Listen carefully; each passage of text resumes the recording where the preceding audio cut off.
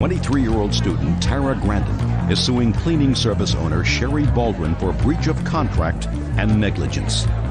Ms. Grandin, you hired the defendant's cleaning service to clean your home. Yes. And it is your claim that they were guilty of negligence, that they took some of your property, that is cleaning materials, and that they breached their contract, which is, I gather, the major part of your lawsuit, because you're suing them for $1,100. Is that right? Yes. Is this the first time you used their service? Yes. Okay. How did you find their service? The Yellow Pages? And I assume you have the ad from the Yellow Pages? Yes, I do. You want to show that to me, please? Because that's part of your, I assume that that's your breach of contract. Is that right? Yes. I also have their webpage with their agreements. Okay. Let me take a look at that. When did you hire them? On Valentine's Day of this year. And how large is your home? I have a 2-story townhome. What was the cost of cleaning it? $50. And how many people came? 2. All right, so tell me what happened when they got there and what your problem is. I explained to them what areas were designated as cleaning areas. They did not comply with that agreement by trespassing and using my private phone line to make a long-distance phone call without my permission. And where did they call? Compton. And how much was that call? It was only 7 cents. 7 cents? Yes. Real cases, real people. Judge Judy. Tara Grandin says cleaning service owner Sherry Baldwin owes for breach of contract and negligence. Tara says Sherry's workers damaged her belongings and used her telephone without permission. What else? They damaged my personal property. Tell me about that, please. This is my lighthouse candle holder. When they got there, I explained to them the items that were fragile and they needed to be careful with. I wanted this dusted. Well, after they left, I see that this is what dropped, and she had cleverly put it back together and just set it back as it was. And there's a bird right here. Well, there was also a bird right here, and that bird's gone. I can't find it anywhere. And how much did you pay for that? $50. Do you have a bill? Yes. Can I see it, please? There's also a fax receipt stapled to that because I did fax her the bill, and it says the transmission was okay, but she denied ever receiving my 2 faxes. Can I see that, please, Bert? Thank you. While I'm looking at that thing, tell me what your other problems were with them. They did bring their own cleaning supplies, but they used mine without my consent. And What did then they use? They used my bleach and they used my Tilex. So why are you suing them for $1,100? She never returned my phone calls. She denied my original refund, as all I asked for was $50 for the candle holder. I didn't ask her for the money back for the cleaning. She said she'd give it to me. It never came in the mail. I contacted her a month later. She would not return my phone calls. I called her 10 times. She tricked me. It was not good customer things to worry service. about? Don't you have a life? This is my home. Don't you have a life? Would you want these people doing this in your home? I have had people taking care of things in my home, and sometimes things have gotten broken or things have gotten chipped, and I haven't been thoroughly satisfied, so I don't use the service again. I won't use them again. Fine. Your Honor, and I'm asking you if you have a life. I mean, your lawsuit is for $1,100. I just put this together with a little tiny spot of crazy glue. I cannot even see where this is damaged. We're not talking about a piece of vintage china. The principle. We're talking. Don't talk to me about principle, madam. I'm asking you if you have a life. A yes, life. I do, and I don't want this to happen to anyone else. And she should have told me that she broke it. She didn't. So she didn't tell you she broke it. She was afraid to tell you. She was afraid to tell you she broke it. She did not break a piece of museum quality china. She broke a tchotchke that you got in a store someplace I didn't get it for $39.95. Listen to me, Bird. I'm asking you, and I want you to be honest with me, because you know my eyes are not so good. How's that look to you? It looks fine. I can't even see where you put the piece back. Why would somebody not take a little bit of super glue, put it back if they love the candle holder, and say, maybe I can see a little bit of a line. Maybe when this lady gets older and she has lines of her own, the little line like this wouldn't make any difference to her. That's character. All right. Are you the lady who dropped this? I didn't drop it. Did the other lady drop it? I'm not sure because I couldn't even communicate with her Why? because she was Spanish speaking only.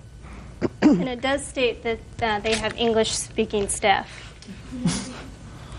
I couldn't even give her directions as to what to do. She didn't know what I was saying. Is that worth $1,100? Your Honor, punitive damages should be awarded to punish the defendant for her wrongdoing, to show her that this shouldn't be done to anyone again.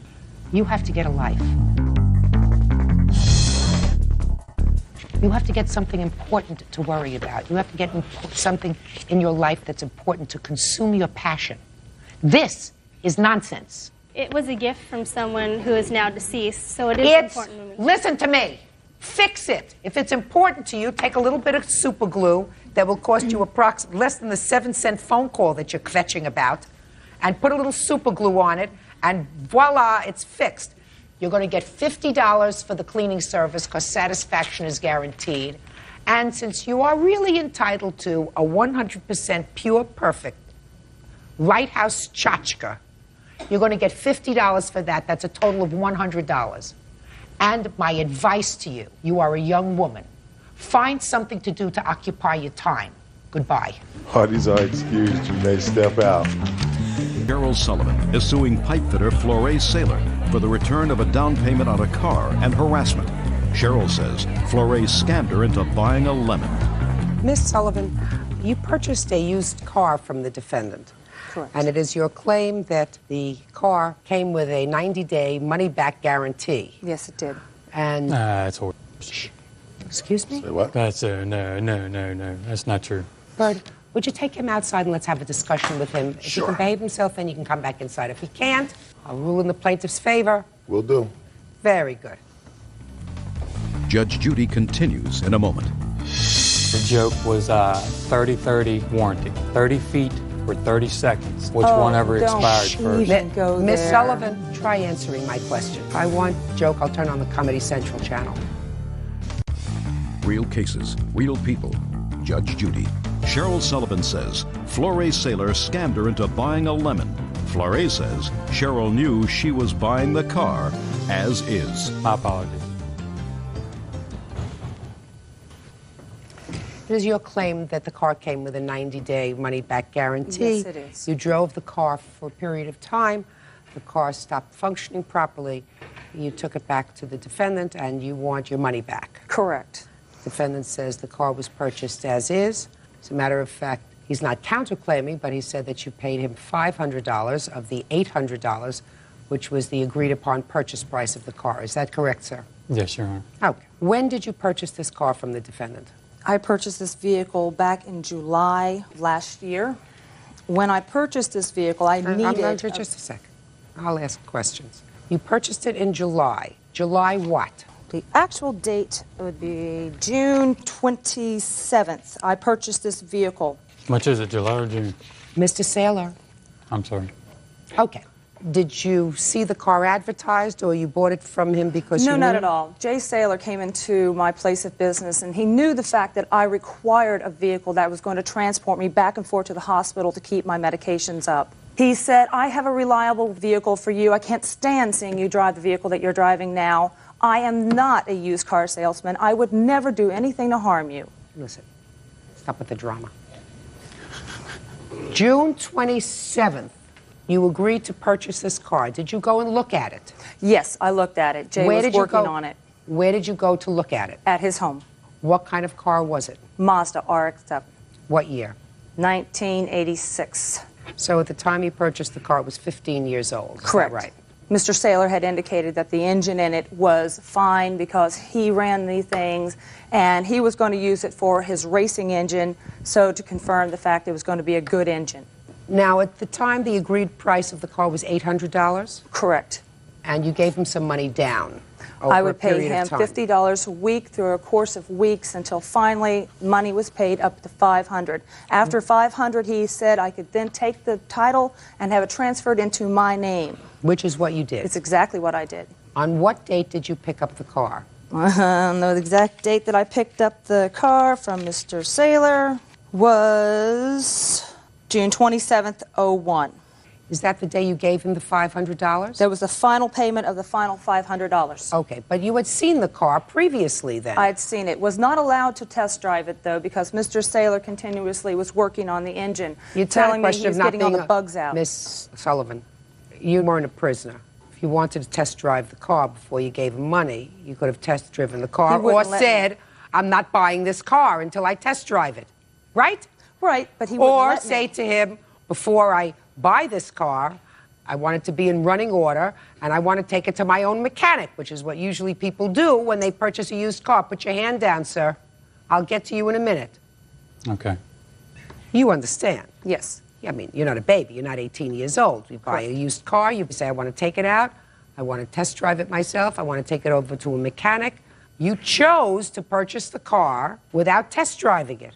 Mr. Saylor put me in the vehicle as a passenger, and he drove the car for an original test drive. When we did this test drive, he himself chose a few flaws that he wanted to have corrected. So he kept the vehicle to correct it. When July 4th came along, I got the vehicle. I drove the vehicle for the first time. You're going to tell your story no matter what my questions are. Sorry. You picked up the car from him on June 27th, according to you. Mm-hmm. And when did you have the car titled in your name? June 27th. And did you drive the car to and from work the first week in July? Yes. It overheated every time. But you drove it to and from work every day for the next week. On what date did you return the car to Mr. Saylor?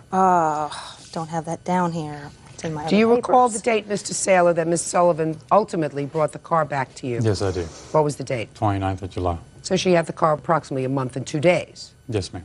Okay. I had the car 2 weeks. No. to the day, If you don't 14 know, days. listen, don't speak to him. Real cases, real people. Judge Judy. Cheryl Sullivan says Flore Saylor scammed her into buying a lemon. Flore says Cheryl knew she was buying the car as is. The only issue that I have to resolve is whether Mr. Saylor gave you a 90-day money-back guarantee on this 15-year-old Mazda. Can you show me any proof? Yes, ma'am. I'd like to see it. The proof I have here is my witness, secondary witness, could not make it here due to the fact of her medical conditions. I don't read statements. I do not read statements. This statement states to the fact that Now listen she to and me. everyone else heard this. I don't read statements, and you can't tell me what the statement is. Do you have any proof, a bill of sale that says 90-day money-back guarantee? No, I do not have a bill of sale of 90-day money-back guarantee. But what I do have is I have a bill of sale here with Mr. J. Saylor here as indicated to the fact that he owes me money still. Let me see.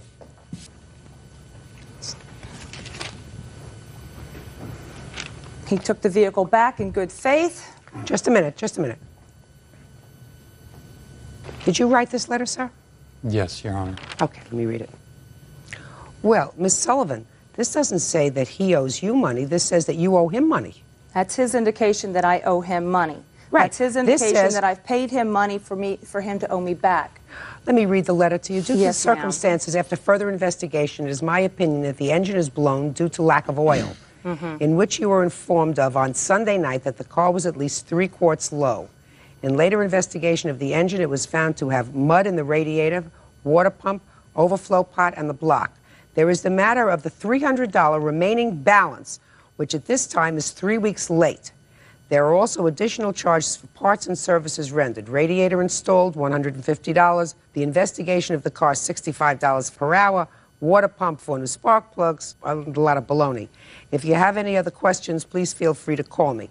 This is not a 90-day guarantee. This says you owe him the other $300 for the car. The 90-day guarantee was a verbal agreement between he, me, my boyfriend at the time, and a lodge full of people.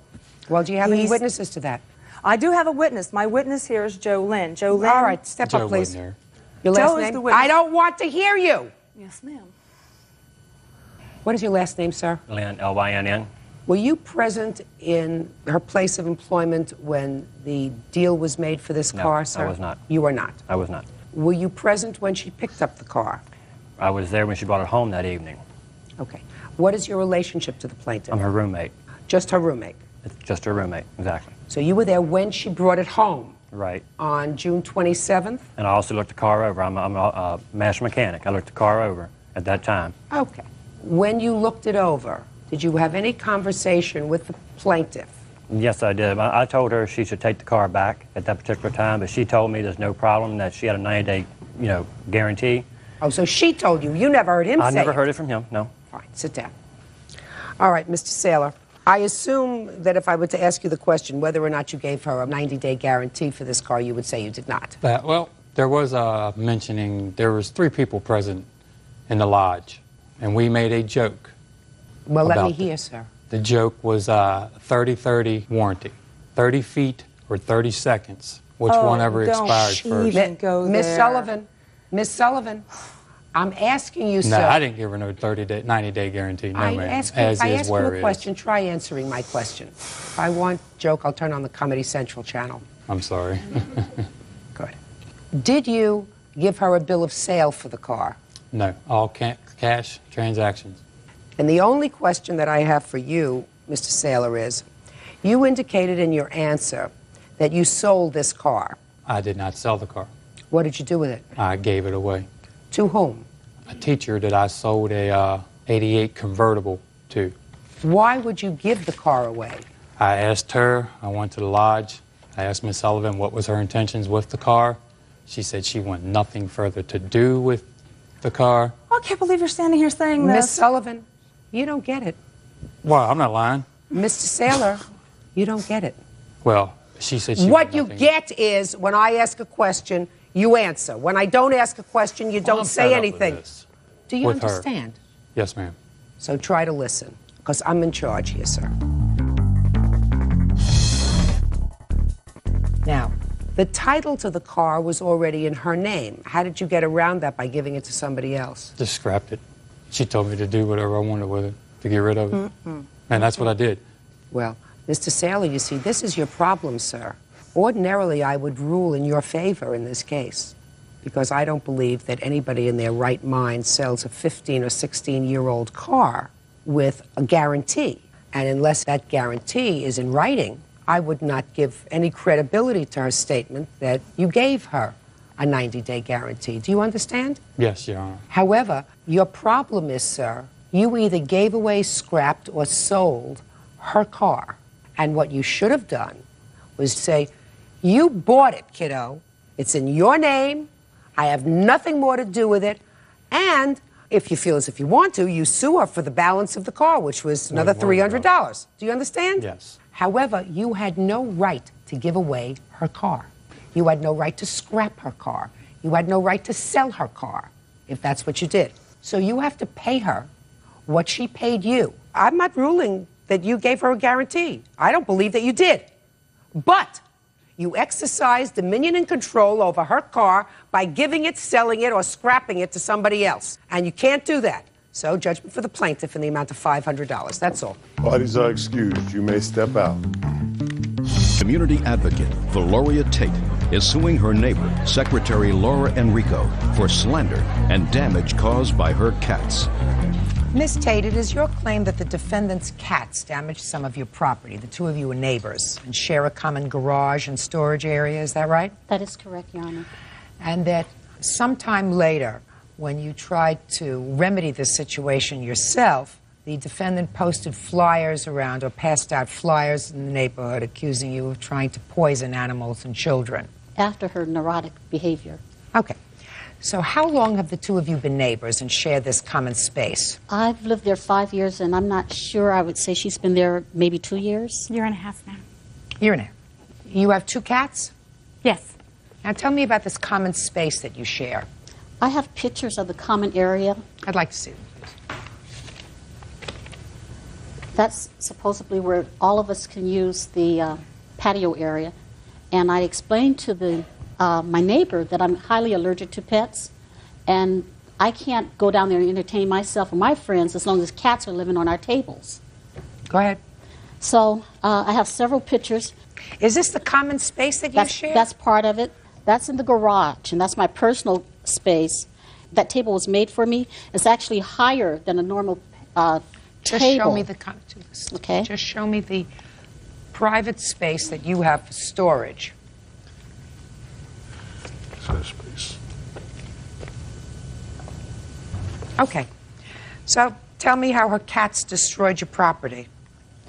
Well, before they destroyed my literature that I placed in my garage and covered it very well with bags and mothballs, they've already destroyed a couple of plant pots, and used the bathroom in my plant pot. Did you see that, or did you just I assume? saw that, and when I saw it, I nicely went over to Laura and I told her, "Your cat's potted in my plant and my pot," and she would come over, clean it up and say a few nasty things, but she would clean it up.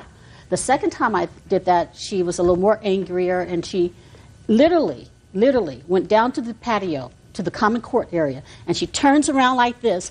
"Some people don't want my cat to, but not poop." Laura has this thing about you can't tell her to clean up behind her own pets because she feels, as she kind of indicated, cats have a right to. All right, she'll tell me what she feels. Okay. So therefore, I went to the management. They said they have approached her several times. They pointed out in the CNRs, the rules, that we can only have house pets. In fact, I asked my owner before I moved. I said, "I'm highly allergic." Can I see the house rules, please? Yeah. I told him, I said, "I'm highly allergic to pets. Do they have pets?" He says, "No, only house pets." Real cases, real people. Judge Judy. Valoria Tate says condo neighbor Laura Enrico owes for property damage caused by her cats. Valoria also claims Laura distributed a slanderous flyer calling her a pet killer. Well, I've read the rules, and the rules clearly say that no pet is to be in a common area. Dog has to be kept on a leash at all times. Is this a picture of your cat on the table? I can't see it. Would you give that to her, please? It's a black cat. And is your cat a black cat? He was, yes. Now, after certain of your property was destroyed, and your complaints say that you found that her cat urinated on a box, right? And there was literature in that box. Yes. What did you do? What did I do? Complaint, you put mothballs around the area. Oh, the reason I put the mothballs is before I left for the trip, her cats was in my area up on top of my boxes. I have never seen the cats on the boxes before at that time. So I went into the house, I had some mothballs, left the boxes on the boxes so you can see what they were, and I left. I went on my trip. Okay. You had a confrontation with the defendant and a friend of hers accusing you of trying to poison children and animals. Yes. Is that right? That's correct. Okay. And then you said that there were some flyers that were distributed. I'd like to see those. Your Honor, the flyers was placed on everyone's door in our entire complex. There's 26 units.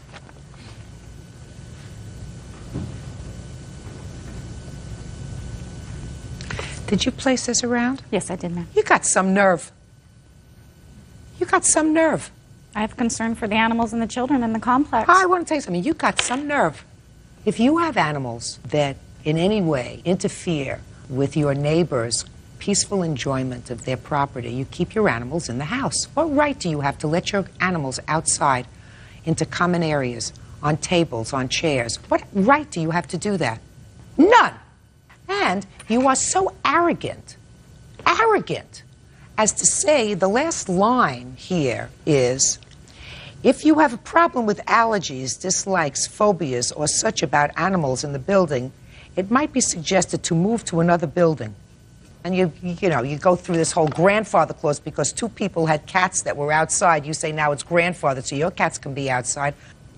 If you want to have house pets and you want to let them outside, go buy a house in the woods and let your animals out in the woods where they don't bother anybody.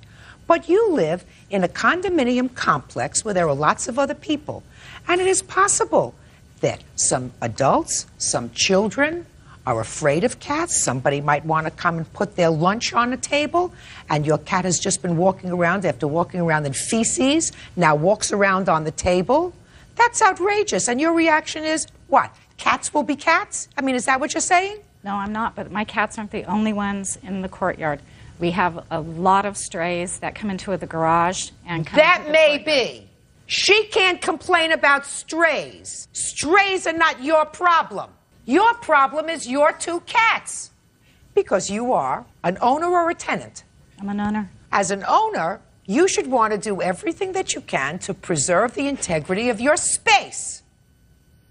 What are you laughing about? Are you on medication? No, I'm not. You're No, I'm not, Your Honor, but the demonstrations of irrationality never occurred. She threatened me. She followed me. Let me ask you this question. Did you ever check with the management company to find out whether Miss Tate ever had any problems with prior tenants? No. You didn't? No. Did you ever have problems with prior tenants? No. I would say that you probably didn't. You keep your cats in your house because that's what the rules say. Specifically, rules that you gave and you signed for when you bought your condominium specifically said that only these two people, long gone, could have their cats out in the courtyard. You signed it. I assume when you signed it, you read it. Is that right? Yes, I did. So why didn't you abide by the rules you signed and read? Rules are your cats stay in your house. Yeah, right. And this is nasty. Don't like having my animals threatened to be killed. Well, why don't you keep your animals in your house? I will from now on. Perfect. Did we just solve that problem? Yes, you did, Your Honor. Fine. She doesn't mention your name in this, does she? No. Now, it's very possible that other people knew what she was talking about, but she doesn't mention your name. May I share with you why she didn't have to? Go ahead. Because she made such a big scene about I was trying to kill these cats and children. All the neighbors heard it, and then she called the police. Well, they knew there was only one person she was referring to. That I can't tell you what they knew. But she does not mention your name in this flyer. But certainly, Miss Enrico has agreed at this point, is that right, Miss Enrico, that you will keep your cats in your home from now on? Yes. Is that correct?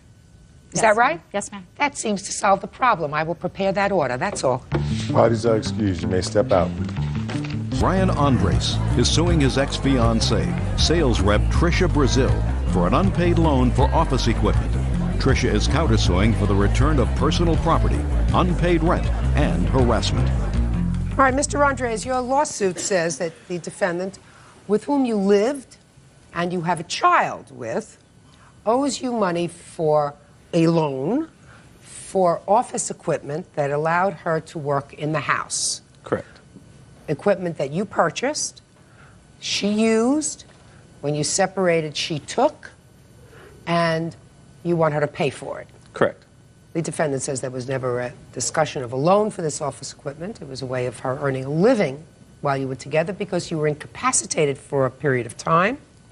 You were not working. She had to support both you and your son that you share. She has a counterclaim, which is a whole bunch of nonsense, and Miss Brazil, let me deal with it right now because I want to keep this case as clean as possible. You say that he took a camcorder of yours, that he owes you for rent during the time that he was incapacitated last year or the year before, that he said he would pay you for, and a chair. Okay? That's your counterclaim. Yes. And I'm going to tell you that I think that's all a bunch of nonsense, and you never would have filed a counterclaim had he not sued you for this office equipment. That's true. I'm desired to be in court, and I would have never. But Absolutely right. But part of what he's suing me for is the camcorder, part of the... I'm not interested. So let's understand each other. This isn't a tit for tat. He has a lawsuit.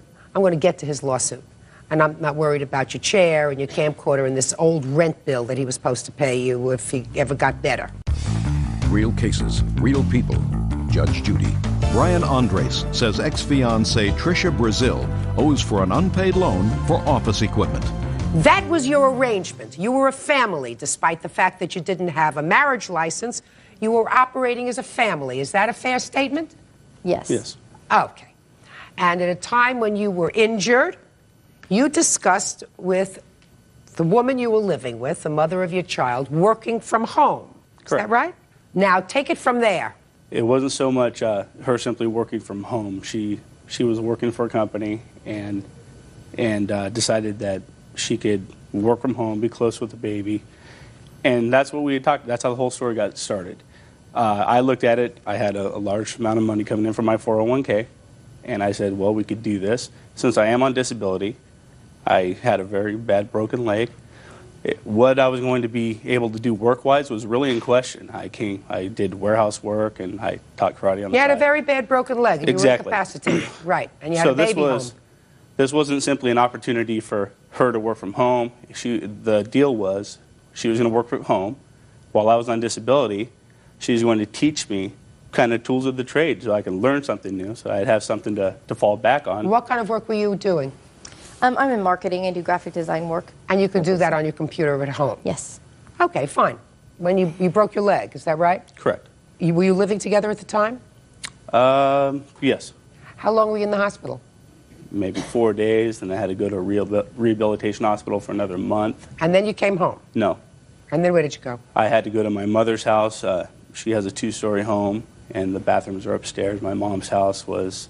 More convenient. So you stayed with your mom for how long? Probably 2 to 3 months. And then I would go over to Trisha's house. I would stay the night with her. This is all when she was still pregnant with our child. And during the day when she went to work, she would drop me off back at my mother's house so I could... Just she took care of you. You went over there, she picked you up, she took you back. Now, after the baby was born, where did you live? After the baby was born, I lived with Trisha. Moved into her house? Correct. Okay. Were you ambulatory at that point? Yeah, with a crutch. With crutches? A crutch, eventually a cane, yeah. Okay, with crutches. Now, the baby was born at that time? In January, correct. Who took care of the baby? I did. With your crutches? Absolutely. Oh, good. Good for you. Okay, so explain this loan to me. So now I've got office equipment that she was going to work from out of the house. How did the loan come about, Mr. Andres? Our deal was she wanted to work from home. I was in a position where I can make that possible. And in return, I wanted to gain some type of knowledge from this. So that good. So, keep going. It never happened. Time went on. She continued to use the equipment that I bought for her job that she was at. It never happened. In September, I ended up going back to work for a warehouse in our area. She kept working where she was at, eventually left, and became self-employed. I don't see a loan, sir. I bought the stuff, Your Honor. I have the copy of the cash. So what? That's the loan. That's not a loan. That's not a loan, Mr. Andres. Where do you get a loan from that? You had a family. The family had to be supported. Needed, I gather, 2 people, your disability and her work to do it. He said, great, you work from the house. I'm going to buy this equipment so you can work from the house. You'll teach me. Period. End of discussion. It didn't become a loan until you separated. Your Honor, we had a deal. Deal. We had a deal. I was to learn something. I paid and you for didn't learn myself. anything. Whose fault is that? You went back to work. That is not a loan, Mr. Andres. That's not a loan. That's living together and planning a future that doesn't work out. That's not a loan. I understand from Miss Brazil, whose counterclaim I'm not even thinking about. Do you understand that? No. Well, I'm going to tell you. During what year do you claim that he owes you for rent? The year of 2000, and then he paid rent intermittently during 2000 and part of 2001. Okay, it's old, that's why. Because 2 years later, you don't wake up and say, he owes me for rent in 2000. Because I know and you know that your counterclaim is nonsense. That you would never be here but for the fact of this nonsense about this equipment. Now, what I want to know is, she says that you didn't even bring up the issue of this equipment again until after she took you to court for child support. That is not true. Now, but one thing that amazed me, and I just want to find out whether I read it wrong. Are you currently under a child support order, Mr. Andres? Yes, I am. What is that order? It's $38 a month. That's what I read, $38 a month. What country do you live in? The United States. What state in this country? California. What county? Stanislaus County. What kind of work do you do? Right now I'm not working. That's why it's $38 a month. Why are you not working? I've been looking for work, Your Honor. Who's supporting you? I'm staying at my mother's house.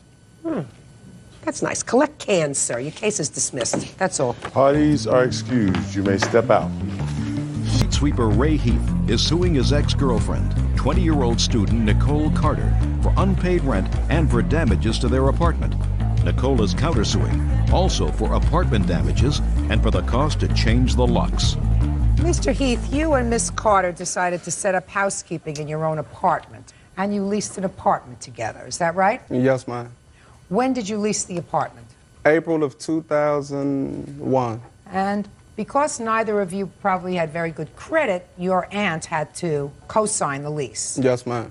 And then there came a time when you and the defendant had an argument, and she called the police and had you removed. Yes, in August. And you stayed out of the apartment because she got a protective order against you. Is that right? Yes, ma'am. However, she wasn't paying the rent. Right. And in order for not only your credit, but primarily, I'm sure, your aunt's credit not to be destroyed, you continued to pay the rent on the apartment. Yes, ma'am. And you want the defendant to pay at least her half of the rent for the months that you weren't there, that she lived there, until you could get out of the lease. And how many months' rent did you pay from August until when, sir? The agreement was made when we first moved in April. I paid the rent from April 2001 to January of 2002. What was the entire rent? $5,338. That's an expensive apartment a month. I just want you to tell me, sir, how much a month was the rent? Oh, $475. I'm sorry about that. Is that right? Yes, ma'am. Did you pay rent in May, June, or July? No, any ma'am. rent? You did not? No, ma'am. So you didn't pay any rent at all in this apartment? Nope. Is that right? He agreed to pay for the rent, and I clean, cook, and pay the electricity and stuff like that. Did you have an agreement with her where she would pay half the rent? No. Yes, Quiet. yes, ma'am. Yes, we did. I have my aunt as a witness. Are you the one who co-signed on this lease? Yes. Would you step up, please? Tell me your last name. Wilkins. Miss Wilkins, did these two young people come to you and ask you to sign the lease, co-sign the lease? Yes, they did. Both of them? Both of them. I asked Nicole, was this true that she was going to pay half of the rent, and she told me yes. Does that sound right? No, ma'am. Sure it does. Sure No, it does. That's not how it went. Listen, were you working? Nope. Why not? At the time when we moved out, we didn't have anywhere to stay at, so I lost my job. That's when he said May, June, July, I never had a August, job. September. Why don't you have a job? What do you I do? was going to school. I was getting ready to go to school. No. Going to school and getting ready to go to school are two entirely different things. Real cases, real people. Judge Judy. Ray Heath says ex-girlfriend Nicole Carter owes for unpaid rent and apartment damages. Nicole says Ray abused her throughout their relationship. Why weren't you working? Because I had no transportation. Aren't there any stores around this place where you were living? Mm-hmm. I was looking. What do you do for a living, sir? Well, at the time, I was driving a sweeper. The Now let's streets. get to the time you put him out of the apartment. Tell me about that. Well, at the time, he'd been abusing me the whole time I've been with him. Well, that's, So- you know, if you allow that to happen, Yeah. then you're just as stupid as he is guilty. You're right. You're right. So we got into an argument over a car that my mother had gave me, and he took my keys. What kind of an argument did you get into? Well, Your I mother had came given you a from- car, right? Mm-hmm. Your mother had given you a car, so now you had transportation so that you could get a job. Yeah. You're right. Right. So Well, now what He kind didn't of like- argument did you have? he didn't like the fact that I was driving my car, going other places other than looking for a job. Sounds right to me. He's But no, paying it all wasn't the only, bills. It wasn't only that. It was just the simple fact that he didn't like my relationship with my mom, my mother coming around, and people that came to the house. He just was very overprotective. He didn't even want me to leave the house. If I wasn't looking for a job, he didn't want me leaving the house. He just wanted me there to cook, clean, and be there for him. Okay. So you had an argument. Mm-hmm. What happened during this argument? He was trying to take my keys from me. So I went to the bathroom to go put on some clothes, and he just grabbed the door open, grabbed me, and swung me into the bed on the floor. Grabbed my keys and left. He took your keys and he took you out of the bathroom forcefully and threw you on the bed or the floor. He threw me to the bed, but I landed on the floor. He missed. Mm-hmm. So you called the police. Yep. And you had him removed. Mm-hmm. And you got an order of protection. Next day, when he came back again. Good. Now you have your car that your mother gave you. Mm-hmm. And you have a lovely smile. Thank you. So why couldn't you get a lovely job so that you could pay the rent? Who did you expect 'Cause to pay the rent? He put me through so much stuff where... Who did you expect to pay the rent? I was going to pay the rent. I had no problem with paying the rent. My mother would have helped me pay the rent, but I just couldn't get him out the house. He still was coming back to the house the whole time, even after I put him out. My house was broken into twice. He was coming, leaving notes, all types of things like that. You lived there. Why didn't you pay your half of the rent? Because he agreed to take care of me. I I don't believe you. That after you put him out of the house, he had been taking care of listen me to the me whole time. carefully. That after you put him out of the house, that he agreed to take care of you. When I went to go pay the rent, they told me the rent was already paid. So what was I supposed to do? Just say, oh, well, take my money and give him his back? Yeah. Yeah, right. All right, Mr. Heath, listen to me very carefully. You were put out in August. 6 months you paid rent, and you did not have the use of your apartment. The rent is $475 a month. That is $2,850. Half of that is $1,425. Do you understand? You have to think more carefully about what you do, but she's certainly responsible for that. The other 3 months that she lived there with you and you didn't collect her half of the rent, chalk up to your own stupidity. I mean, she's got a great smile and everything else, but you have to separate here from the other parts of your anatomy. In any event, now let's get to your counterclaim. You had to change the locks 3 times because he kept coming back inside? Twice, yeah. That's he the was interest. not. It wasn't even that he kept coming in. He had broke in twice. He still had access to the house, and I got the locks changed. He still was coming in there, leaving notes like turn the lights off and stuff like that. Ooh. He was coming get his clothes. He was living there. If I wasn't there, he was there. You mean he was sleeping there? Mm-hmm. Really? Mm-hmm. I would come there some nights and the bed would be messed up. But he wasn't there. But I was just scared. He wasn't there when I got there. Okay. You changed the locks, it made you feel safer? No. Oh, that's too bad. Because he was still calling, like, turn the lights off. Explain something to you. Go home and live with your mother. I did. Good, you should have done it sooner. You should have done it sooner. The only reason you did it was because you didn't have the sucker anymore to pay your way. Basically. Basically. That's absolutely right. As soon as the sucker stopped paying your way, then you move back with your mother. You're a That was taker. his agreement. Judgment for the plaintiff in the amount of $1,425, and you get zippo, nada, nothing on your counterclaim. Well, at least That's I all. had an apartment. All right, excused. You may step out. 20-year-old student Brittany Parker and her friend, 19-year-old student Nil Marie Cruz, are suing boxing coach Jada Bumpus for a refund of the money they paid for boxing lessons. All right, you two ladies go to college, is that right? Mm-hmm. Yes. And you decided to sign up for some boxing lessons for exercise with the defendant. One of you paid in full $150. Which one was that? And you are? Brittany Parker. And Miss Cruz, you didn't pay the $150, you paid $100. Yes. And you told Mr. Bumpers that you would be giving him the other $50 when you came back. Mm-hmm. Each of you took one lesson, and then you decided not to continue for whatever reason, and you want your money back. Yes. Defendant says, no way. Aside from everything else, you stood him up for about 4 classes. Is that right? Yes, ma'am. Okay. When was your first boxing lesson? November 7th was a Wednesday. Do you have a contract with the defendant? We didn't sign any contract, but we had receipts. Was there any conversation about the 10 lessons? How many lessons you were supposed to take within a certain period of time? We figured that we'd do it every Wednesday and Friday at 4 o'clock. And you were supposed to be there on Friday? Yes. Did you go? No, I called them at 7 that morning because I had a family emergency that sprung up on Thursday, so I had to be home. What kind of an emergency? Well, not well. What kind of an emergency, Ms. Parker? my family was going through a divorce. Well, my parents were going through a divorce at the time, and I had to attend to my mother's needs. The following Wednesday, did you show up at 4 o'clock? Yes, we both did.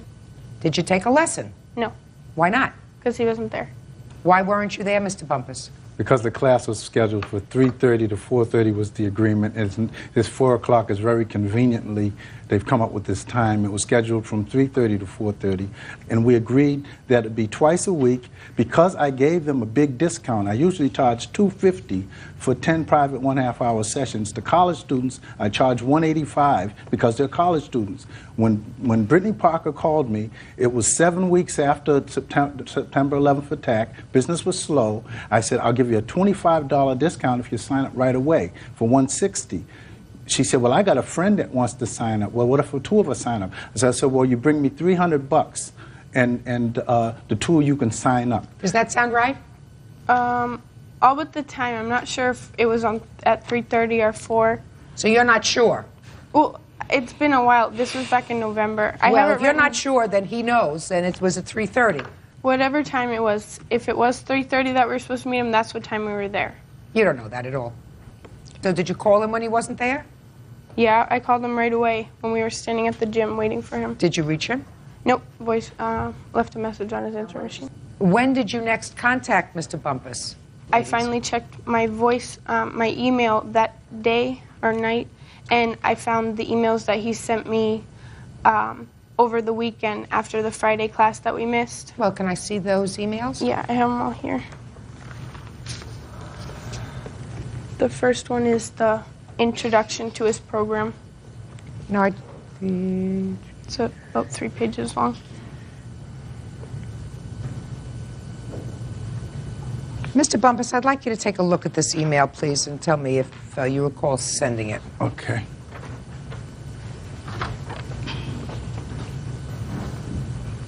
This may be. It looks. It was a message that you sent, sir. I have the other email Yeah, here. it looks like. Okay, so let me get the time frame correctly.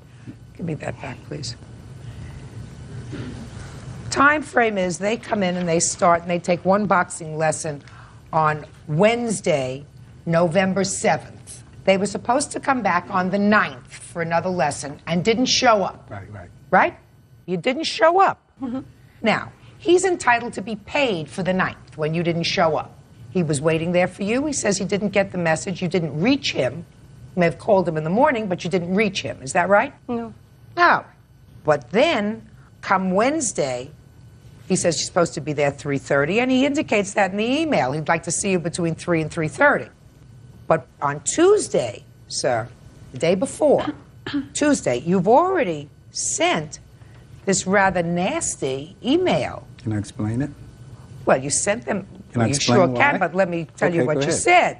You said in the email, the price of my classes is $185. You bargained me down on the premise that you would each give me $150. Then Nell Marie showed up with only $100, promising to bring the rest on Friday. Without an utterance from her, you called at the last minute and claimed that the two of you would be seeing me the following lesson tomorrow, Wednesday. And then you write in block letters, wrong. I can't and won't do business like that. Neither of you have shown an ounce of integrity in my dealings with you. Unless you can assure me that you'll give me $10 and Nell Marie $60, the original charge of $160, then I won't give you classes until you meet your obligation, period. So you changed the contract from $150 to $160 in here. I expect to hear from you by tomorrow morning. Otherwise, don't expect to see me. That's a pretty nasty email from a businessman. Go ahead. They lied. Number one, she didn't call and leave a message at my house at 7 in the morning. I hadn't left. When I got back from Amherst, my tape machine said 1:20 in the afternoon. I just said to you, sir, she has to pay for that lesson. No, but I'm just saying. No, listen to me. Okay. They have to pay for that lesson. Okay. They stood you up. If you say you made the trip, they're going to pay for that lesson. But that doesn't explain this kind of email. The anger is now she had the family emergency as she presented, but it was Nomari who didn't have my money. She was going home because it was like Veterans Day weekend. Now the story has changed that she had family problems. I don't And even know if she Nomari- had family problems. That's what got me so upset, because it was a game, because we had gone over a 2-week period for them, finally getting them to meet me. I don't have time for games.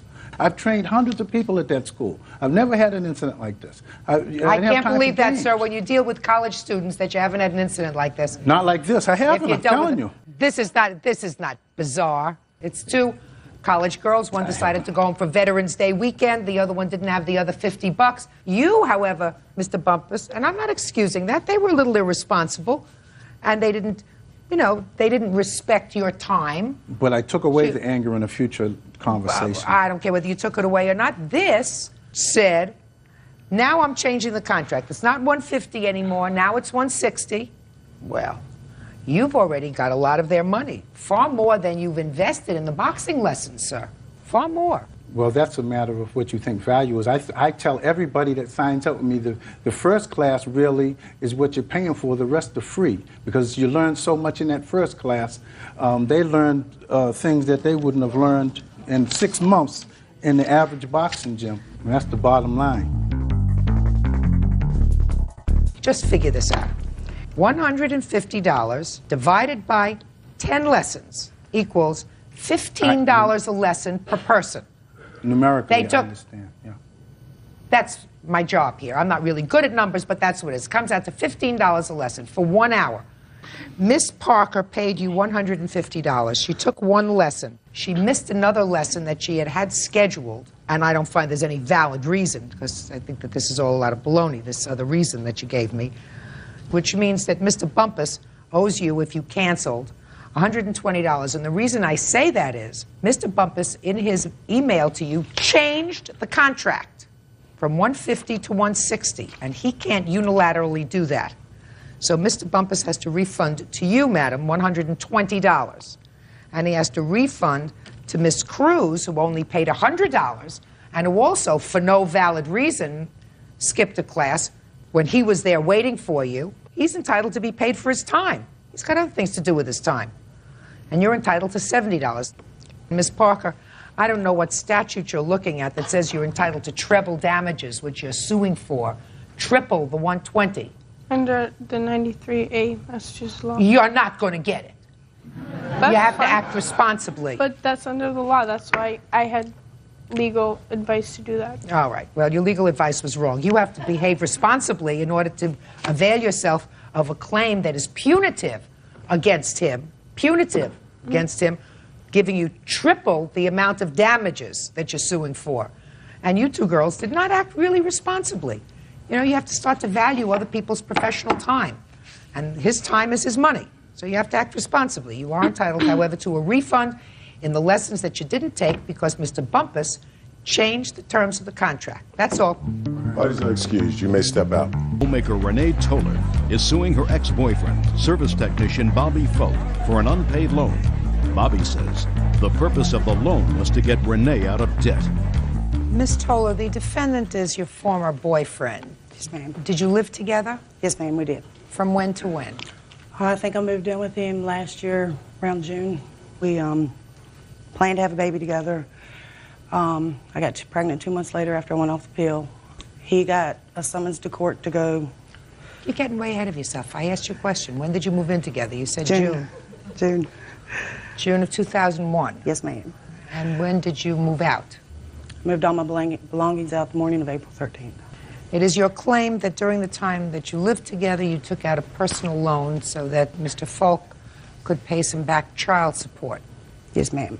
Actually, my ex-mother-in-law took out the loan for us. Your ex-mother-in-law? Yes, ma'am. My children's paternal grandmother. How many children do you have? I have 2. And when is this baby expected? In 22 days. Real cases, real people. Judge Judy. Renee Toller says the father of her unborn child, Bobby Folk, owes for a loan. Bobby says the loan was taken out so Renee could clear up her debt. Now tell me about this loan. Did you agree to pay back your ex-mother-in-law? Yes, both of us did. Bobby said he could pay it off within 90 days. He had 2 vinyl siding jobs coming up. What was the total amount of the loan? $3,500. And how much of it was used to pay his child support? $2,600. Was that money given to him? Mm-hmm. By whom? The loan was deposited in my bank account. The money order that paid his child support came out of my bank account. And I have the papers here. Let me see.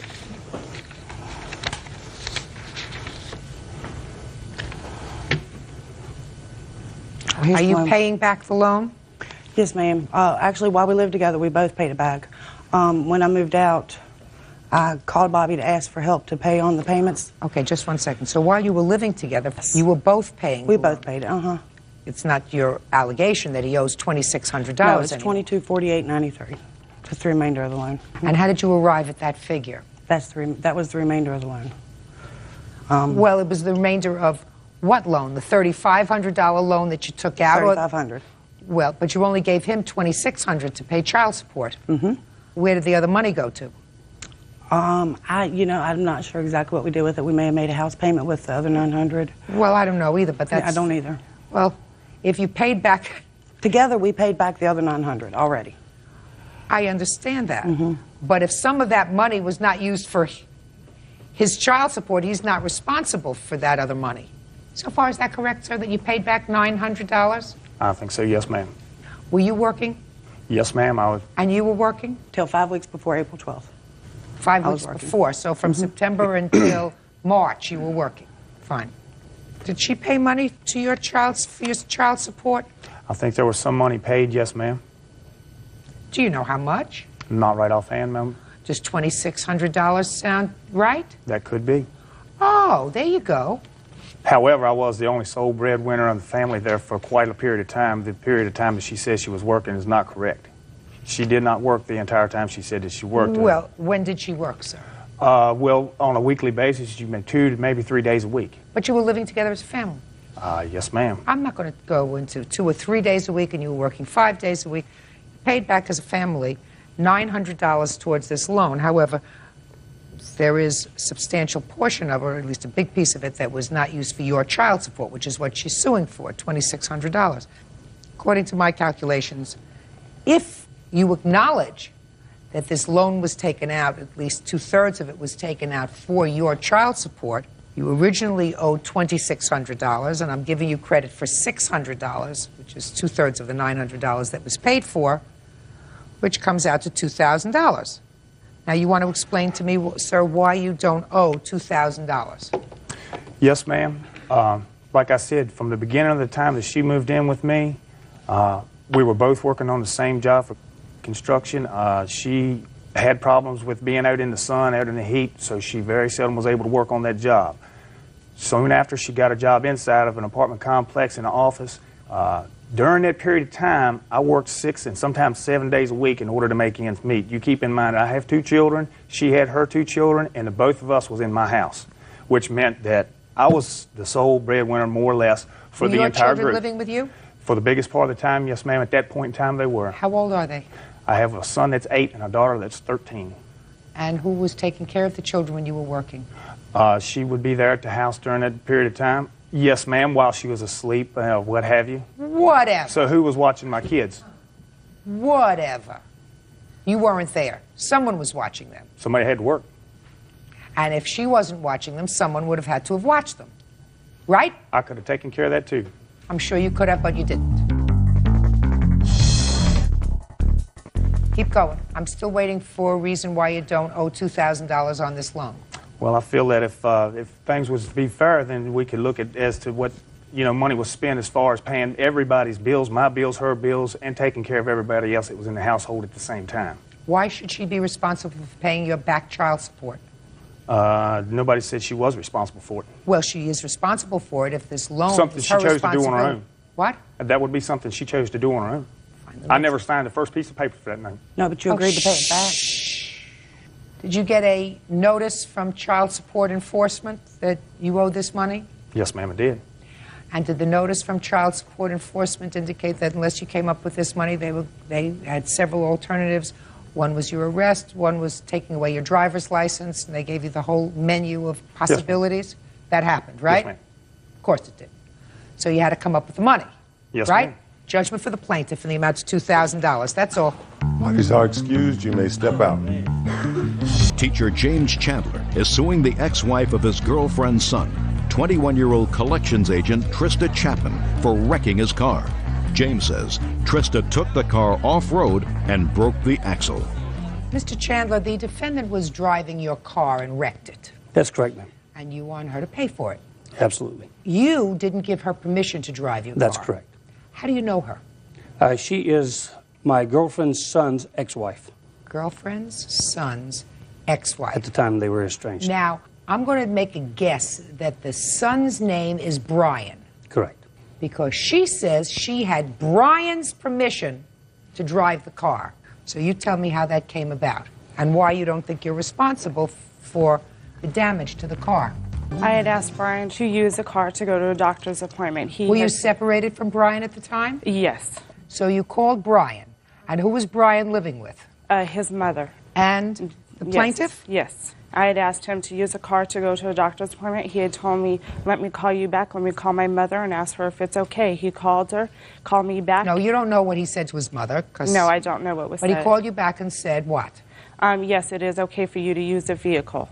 Fine. He came, he picked me up. I dropped him back off at home. And from there, I went to my doctor's appointment. Where was your doctor's appointment? In Apple Valley. Did you go alone? Yes. So you drove alone in the car? Yes. Both going there and coming home? And when I went back, I picked up my friend to give me a ride from Brian's house to back home to where I live. So after you finished with the doctor's appointment, you picked up a friend, and the friend was supposed to do what? She was following me over to Brian's house to pick me up from there and take me to my home. Because So you're driving a car, and your friend is driving in another car. Yes. So you're always alone in the car. No, I had a friend with me in the car. What friend did you have with you in the car?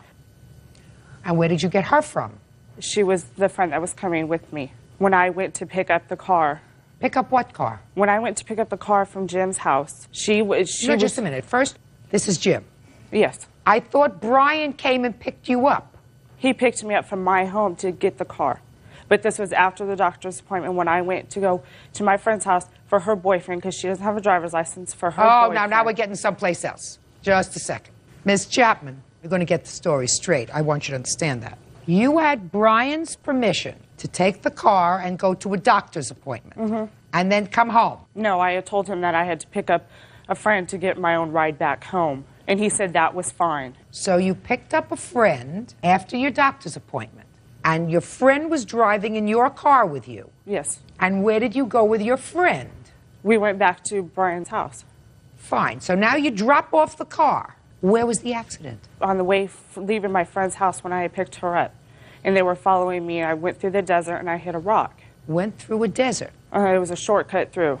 You took a shortcut? On a dirt road? Yes. And you hit a rock? Yes. And that's when the whole axle broke on the car? Yes. So explain to me, Miss Chapman, why you are not responsible for the damage. Because he's saying that I did not have permission to use a car. I did have permission to use a car. When the accident happened, I called Brian and I told Brian what happened. He said, do not worry about it. I will pay for it. Well, Brian's not here. Brian's not here. You're driving the car and you had permission to drive the car. Is that right? Yes. Why aren't you responsible? Because he had told me that he was going to pay for it, and I said that was fine. So sue him.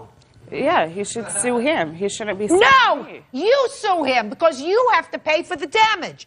And if you have somebody that said to you, don't worry about it, I'll pay for the damage, then you'll be standing on that side and Brian will be standing on this side. Do you understand that? Yes. Let me see the bills to fix the car.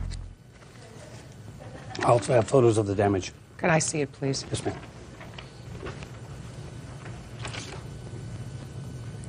What is this lost wages for November 19th? I'm a substitute teacher, and I had to take a day off of school and turn a job down in order to go retrieve the car.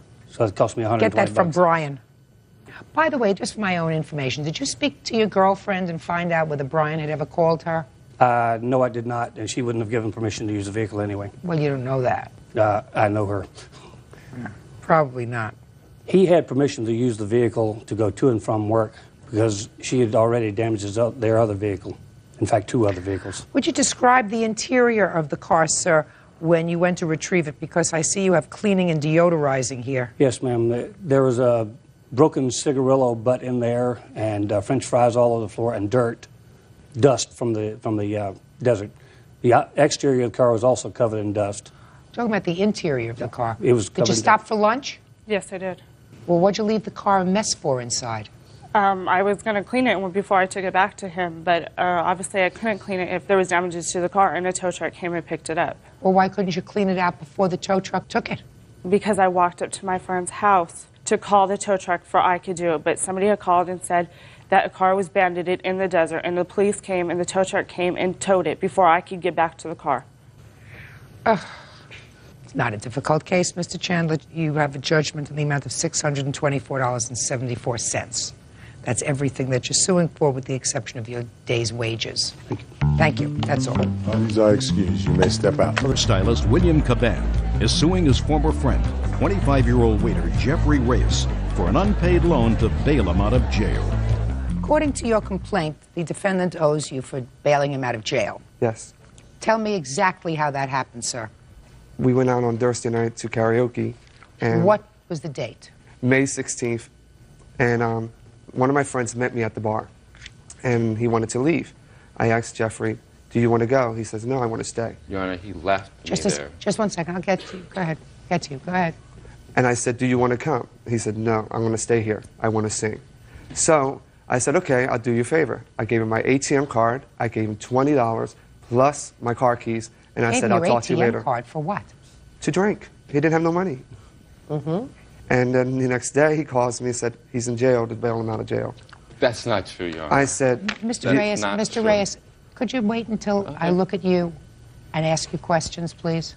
Now look at me. Could you do that? Yes, ma'am. And what did he say to you? He said, Will, can you please come and get me out of jail? Do you have the money to get me out of jail? And I did not have the money to get him out of jail. I had to go running around town, borrow money to get him out, because he kept on calling me every 15 minutes that my cell phone died and his cell phone died. There's 3 cell phones in the car, and they all died because he was calling us so much. What do you mean 3 cell phones in the car? We had 3 cell phones in the car. There's 3 people trying to get him out of jail. The only one that got him out of jail was me. Well, who else was in the car? Another friend of his roommates. I don't know his name. So you're driving around with 2 other friends in the car? No one had money to get him out. Just answer my question, sir. You're driving around with 2 other friends. Mm-hmm. We're going to do this my way. Okay. Do you understand? Because my way, I'm going to get the truth. Okay. Where were you going? We getting money to bail him out of jail. And when you bailed him out, what did he say to you? He said to me, thanks. And I said, you need to pay me back. And what did he say? He said, yes, he'll pay me back. And I stressed it to him. I need this money back.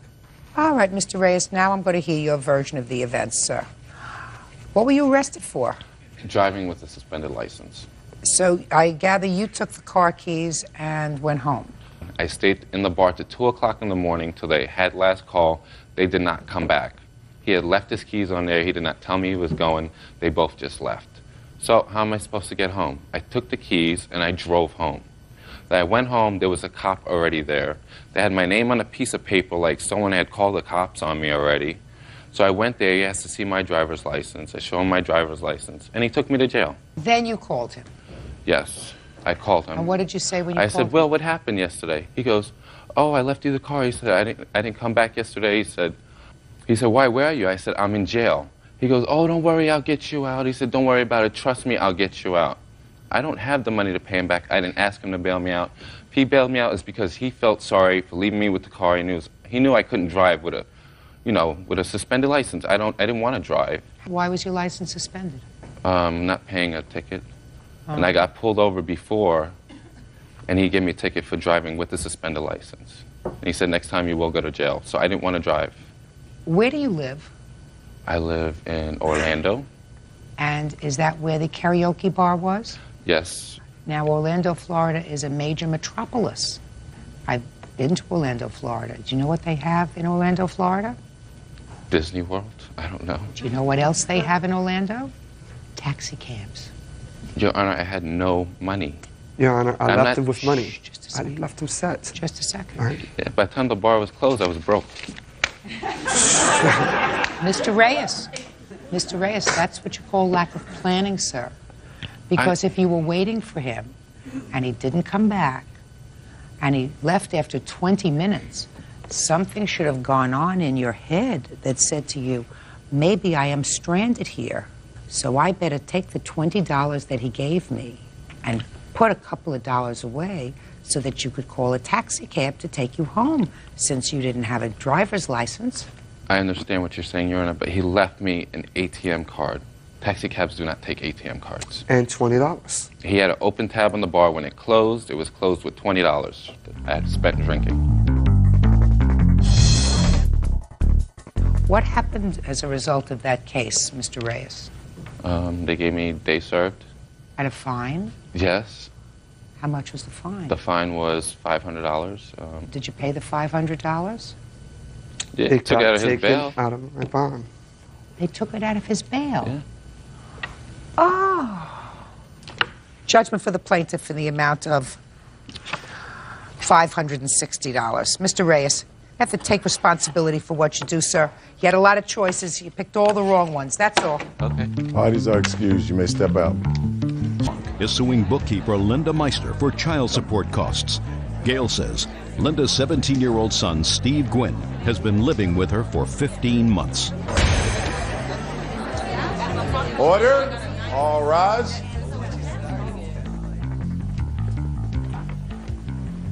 Now, this is case number 96 on the calendar in the matter of LeBlanc versus Meister. Parties have been sworn in, Judge. You may be seated.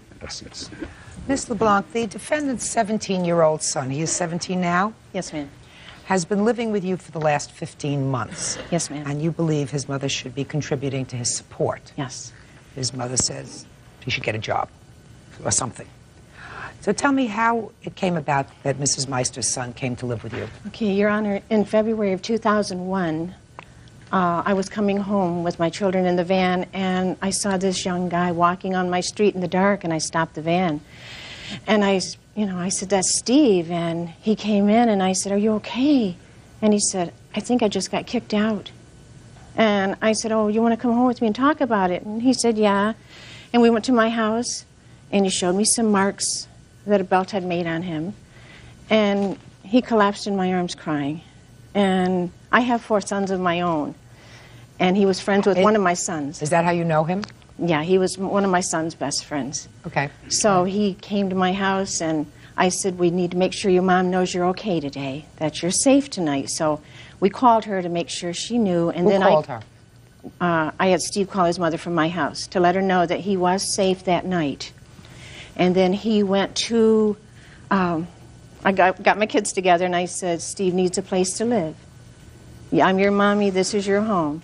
Would you like to let him live here?" And they all said, "Oh, yeah, he's like a brother." And my youngest gave him his room. What did his mother say when you called and said he's here? Did you speak to her personally? No, just she wanted to know where he was, and he didn't want to tell her at the time because he didn't want her to come after him because he felt she was still angry with him. They had just had a discussion at home. Oh, well, it sounded like more than a discussion.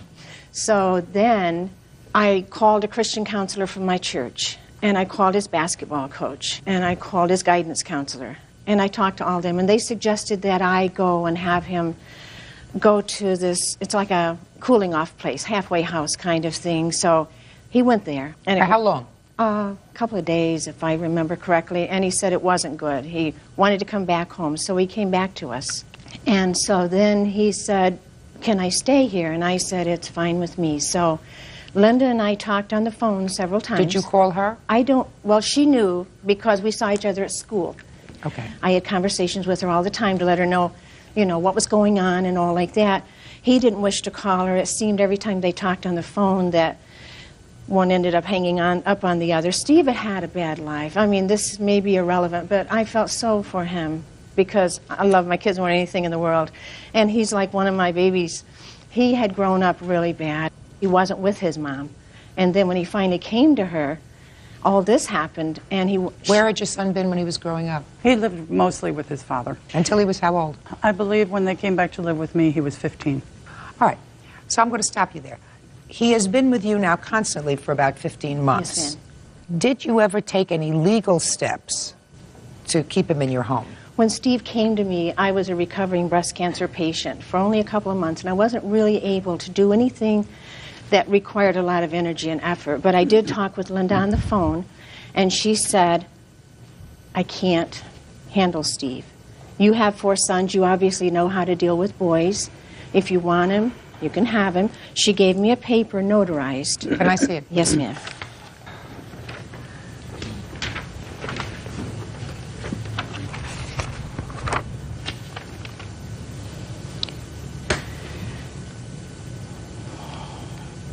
Would you show this to the defendant, please?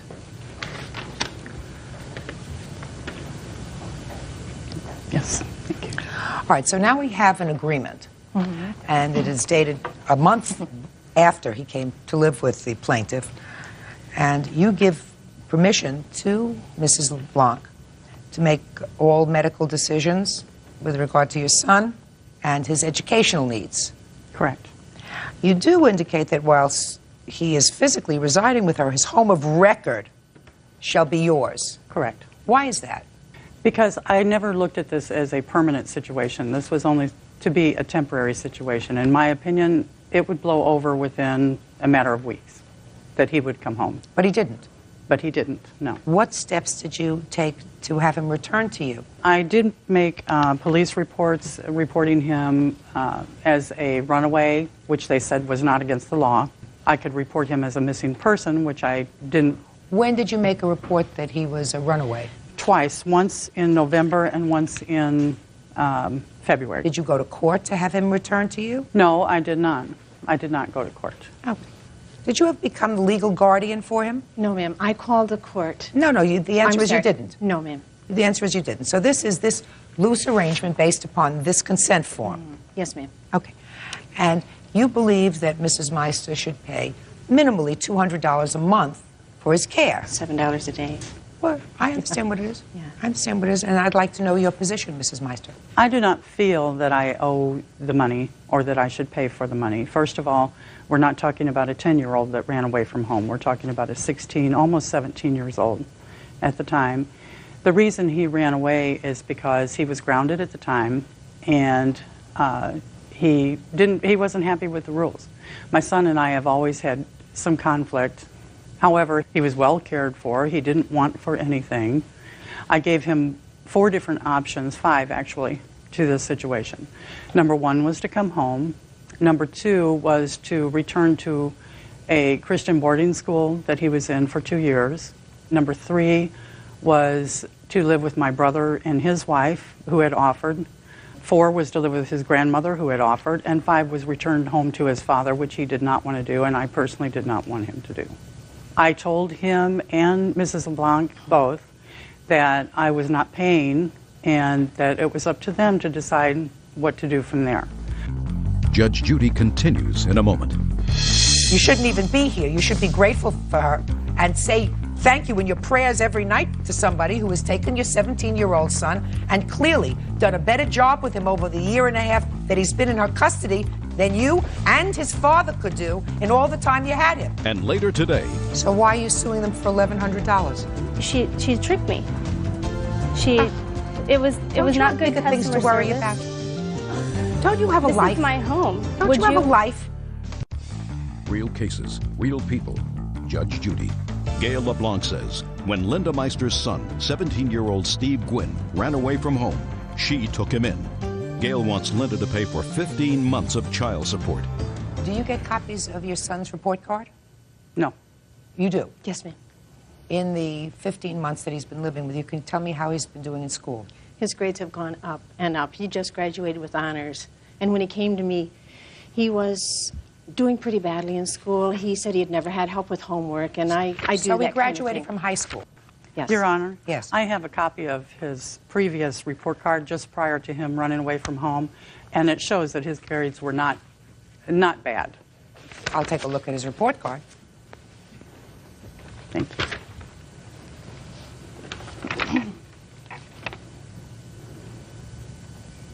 In English, his first term was a B, and it went down to a D. In American history, he had an A, and he went down to a B. In chemistry, he went from a B to a C, and now he's graduated with honors. So whatever is happening in Miss LeBlanc's house, it's clearly positive. And if you were a concerned parent, I assume you would have gone to school and found out that whatever is going on there is positive. So why would you want to send him to his uncle or to his grandmother or back to his father? Because I wanted him to be with family. Evidently, that was a misjudgment on your part. Possibly. Then you have to pay the money, madam. It is not her responsibility to take care of your child. I agree. That's absolutely right. And if you wanted him back, there are courts where you could go to say, I want my child home with me. Then it would be left up to a family court judge to determine whether or not you were an appropriate caretaker. You chose not to do that. You chose to let the situation progress for 15 months and to wash your hands of the responsibility financially. Well, you can't do that. When your child was with his father, did you pay child support? I sent money. Did you pay regular child support? No, I was not ordered to pay child support. You don't have to be ordered. Nobody has to order you to pay child support. You pay child support because you have a child. I sent money for other things, Your Honor, to help with clothing, to help with anything. When he came to you, did his father pay child support? No. Did you ever take him to court for child support? We had, actually his father is the one who has custody of him. What was the agreement? That his father wouldn't pay any child support for a 14-year-old? When he came to live with me, I removed them from the home. Yes. His father never pursued getting him back. His father has not spoken to me or to the children since I removed them from the home. So what? That doesn't prevent you from going to court and getting child support from his father for the time he was living with you? No, it doesn't. Well, you chose not to do that. Maybe you chose not to do that because for the 9 years he lived with his father never pursued support for him from you. That doesn't prevent her. And she would be crazy to take away money from her own family, from her own children, to support your child who you couldn't deal with. Then she should have sent him home. What? She should have sent him home then. I don't understand why she didn't send him home. Very easily, madam, because you could not control the situation. And I'm not saying you couldn't control him. You could not control a situation. She's suing for the past 15 months. She's suing for a minimal amount of money, $3,000, $200 a month, $7 a day. Ridiculous. You can't feed a medium-sized dog for $7 a day.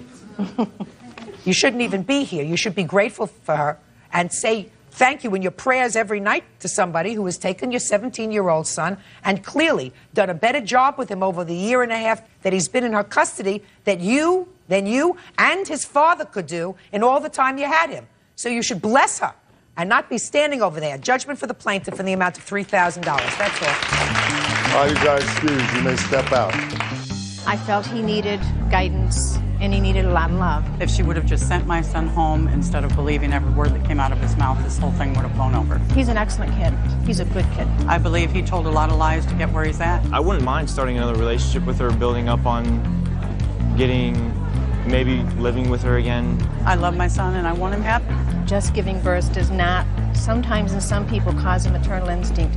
A family is love. Maker Roseanne Dennis is suing contractor Terry Pierce for misrepresenting the sale of a home and for harassment. Terry is countersuing for the return of personal property. Come to order. All rise. That's case number 84 on the calendar in the matter of Dennis versus Pierce. Parties have been sworn in, Judge. You may be seated. Ladies, have seats, please. All right, I have a claim and I have a countersuit. The claim is that, Ms. Dennis, you bought a home from the defendant. Yes, ma'am. On substantial acreage, 5 acres? Yes, ma'am, that's correct. And it is your claim that there was a damaged bathtub. A latent defect, yes. Don't give me latent defect. There was a damaged bathtub. Yes, ma'am. And it cost you a substantial amount of money to fix that bathtub. Yes, ma'am. In addition, you claim that the defendant has embarked upon a course of harassment by calling Child Protective Services on your family, for which you also want to be compensated. Yes, ma'am. The defendant says he never made any calls to Child Protective Services. Is that right, sir? This is true, Your Honor. That the home that you purchased was purchased as one usually purchases a home. You had a home inspection, an inspector of your own choosing, and whatever defect was found should have been found by the inspector. He says, however, that you actually owe him money.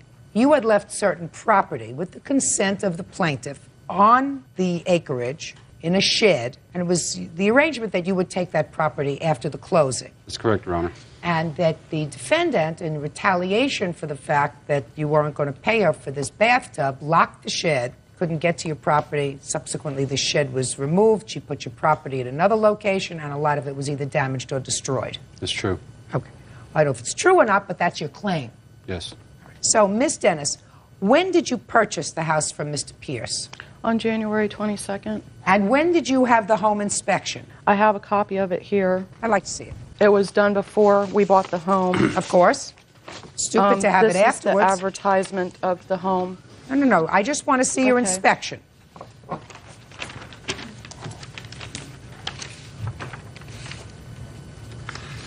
Your Honor, it claims 2 full baths, and being how one of the tubs was damaged, it was only considered 1.5 baths. Is that what you're trying to tell me? That because the home was advertised 2 full baths and there was a crack in one of the bathtubs, he misrepresented the home to you? Yes, ma'am. Oh, get a life. Bird, would you buy a house where the report of findings said, visible evidence of wood-destroying organisms observed, wood rot and subterranean termites, wood rot, subfloor under bathrooms, Says damaged, tub, shower, and walls. Damage, deterioration. Noted at tub, plastic tub, cracked right front corner. All right, let me hear your claim with regard to this bathtub, madam. The bathtub was cracked all the way in the middle of the tub. It was hidden with a decorative non-slip strip. Basically, my father-in-law, who is also my realtor, considered it, saw it. It was a latent defect. Wasn't a latent defect. You had an inspector. The inspector could not find it because it was covered up. The inspector shouldn't be an idiot. The inspector noted wood rot under the bathtub. Because of the water damage. Right. Hello? If there's wood rot under the bathtub, something must be leaking. My goodness, where is that leaking from? Let me take a look in the bathtub. They thought it was from termites, ma'am. Listen, that's not his fault. That's your inspector's fault. Sue your inspector, not him. I mean, I don't know anything about the mechanisms of a house. I know how to go in, turn on a light, turn on a faucet. That's what I know. Open a refrigerator, and occasionally, if rarely, turn on an oven. But I do know this, that when you buy a house, you have a complete inspection, and it's simplistic that if there's wood rot that he notes twice under a bathtub, then you go and you peel off whatever is there, the strips that you put in so that you don't slip and fall, you peel it off, and you say, that's where it's leaking from. It was covered up, ma'am. And the home inspector was not allowed to peel off the tape. Who said that? Because it was his home. It was his home. And the home Miss Dennis, you didn't look carefully enough, and stop blaming other people. Now, let's get to the next part of your complaint. The next part of your complaint has to do with harassment. Yes. Okay. Now, did this harassment start before or after you locked the shed where Mr. Pierce's property was located? We have an amendment signed by the contract at the closing that says that Mr. Pierce was not allowed to move his contents until the shed company came. The shed was not removed until a month later. The shed company also said that it was repossessed when it was picked up, which meant even though they would have kept his belongings. Can you answer my question? The word is either before or after. Before, during, and after. So tell me when you locked the shed. The 24th after I confronted him. 24th of what? January, 2 days later after the closing. Okay, 24th of January. When I confronted him about the cracked tub. And he said what to you? That tub's fine, my kids use it all the time. Okay. And I said, well, how come you didn't disclose it to the home inspector, the realtor, or anybody else about the cracked tub? You know, maybe we could have negotiated a different price. Maybe I could, you know, just make me aware of it. He did not make me aware of it. My daughter could not bathe for days. What he said to you was, my kids use that tub all the time, which is probably true because there was so much water underneath that the wood rotted, and the tub was fine. But on the 24th, you confronted him, 2 days after you closed. When did you lock the shed? The 23rd. You locked the shed the 23rd after you discovered the crack? Before. Your Honor, if I may. Go ahead. When I went to go pick up my possessions, which was on the 24th of January, the shed wasn't still locked. They advised me that there was a problem and that I had to deal with my realtor and her realtor at the time, which is her father-in-law. Well, in that event, I said to her, well, I came to get my Jeep and my stuff. She said, no, you're not getting it. And she was even going to hold my Jeep hostage. No, so I told her that I will not do this. If you want, we could resolve this with the deputies. She did give me my Jeep. I thought I would let this blow over. I had already scheduled to go up north on vacation. I already had a scheduled pickup for Cook. Cook, this doesn't come. You had a scheduled pickup for the shed and the contents to be picked up. What do you mean, this is a rented shed? It's a rented shed, yes it is. I had to make 3 different plans, 3 different arrangements to have the shed picked up. Finally, Cook's shed agreed to have this shed repoed, because then that would be a base of action for them to go on and retrieve that property. There was no other way of getting it. They withheld me from getting that shed. I was willing to get it that week of closing. You mean the week of the 24th? Yes, yes, ma'am. Your Honor, yes. If I may, we signed a leased contract stating that Cook's shed would pick up shed and contents, not Mr. Pierce would come and pick up contents. You were getting even. You were using the contents of the shed as leverage for the cracked bathtub. Ma'am. Miss Dennis, yes. I want you to listen. You know, that's a rather simplistic thing. He's got property on your property. Right. You come in, and 2 days later or the next day find out that there's a cracked bathtub, and you're angry. So you say, I'm not giving him his property back until we resolve the issue of this bathtub. You have to be honest with me, madam. Judge Judy continues in a moment. HRS came to my house, and my fiance committed suicide over this. And I have a baby that's 8 months old now that will never see his father. Real cases, real people. Judge Judy. Roseanne Dennis says Terry Pierce misrepresented the sale of his home by camouflaging a cracked bathtub. Terry says Roseanne is holding his belongings hostage. Go ahead. Ma'am, I was told to do that by my attorney. Just a minute. I don't care whether you were told to do it, but that was, listen to me, Miss Dennis. Yes. That's the drill. Don't give him his property. Until I was able to serve him. Until you get satisfaction with regard to the bathtub. Now, what happened to his property? Ma'am, the thing of it is that I was told that basically he would not give his address to my realtor or his realtor or anybody else so we could find him so I could serve him court papers. I had to hire a private investigator to try and find out his address because he wouldn't disclose it to anybody. I wanted to do this the civil way. I didn't want him on my property. I was scared of Mr. Pierce. I had to buy a gun. My fiance, HRS came to my house, and my fiance committed suicide over this.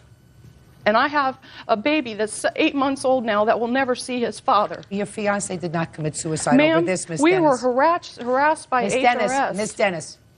We were harassed by HRS on the same day that the sheriff came to look for his property, and he was not there. HRS came. Miss Dennis. That was a coincidence. Miss Dennis.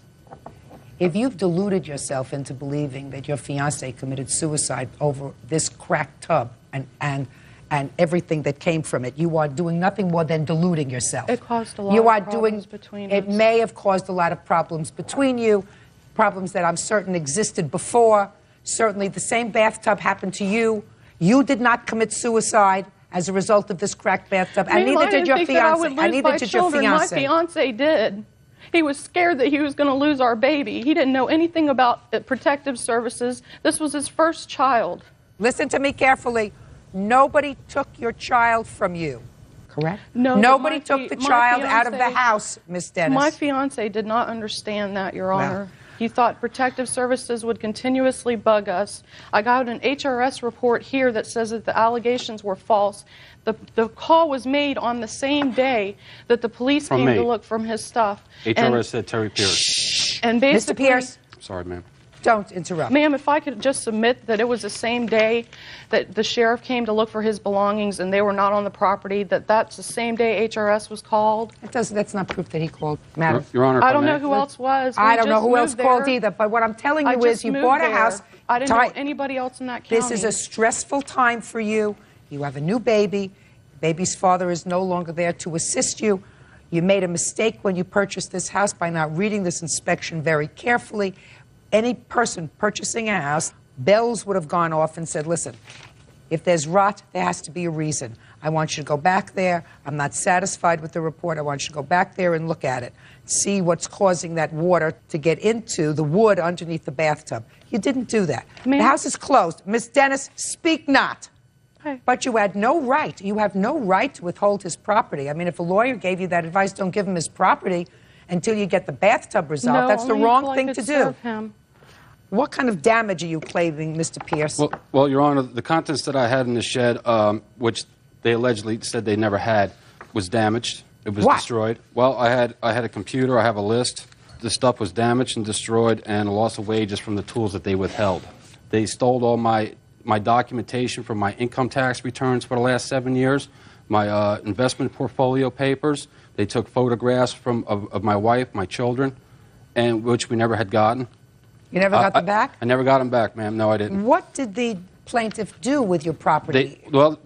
They lied about their identities to the sheriffs. Okay, that's why the sheriffs had to keep coming back to the house. They were getting no cooperation. They lied about who they were. I asked you a question. I said, what did they do? The shed came and got taken away. When the shed came and was repossessed, was your stuff in the shed? No, it wasn't, because I was there that day. They came and picked up the stuff. What happened to the property? It wound up in a used storage facility down by her ex-father-in-law down in Tampa, Florida. Okay. So they moved the property out of the shed. Yes. Into another facility. Yes, and they claim they never had it. From what place did you take his property and where did you put it? I removed the property out of the shed and I put it in used storage. The woman who works there, Joyce, watched as his property was being removed, and basically she noticed that nothing had been damaged. Don't tell me what she noticed, Miss Dennis. You made a big mistake. You have absolutely no legal justification or right to move his property from where it was to you store it. And if anything happened to that property from the time he put it in there until the time he finally retrieved whatever he retrieved from you store it, you are responsible. There is no legal right that you had to move it. Let me see what you claim, Mr. Pierce, was destroyed and or lost. Here's a list from the Sheriff's Department. And here's some paycheck stubs as of last week. I'm not interested in paycheck stubs, well, sir. That's part of the lawsuit. I'm not entertaining the part of the lawsuit that indicates that they withheld tools and therefore you couldn't work. That's iffy, at best.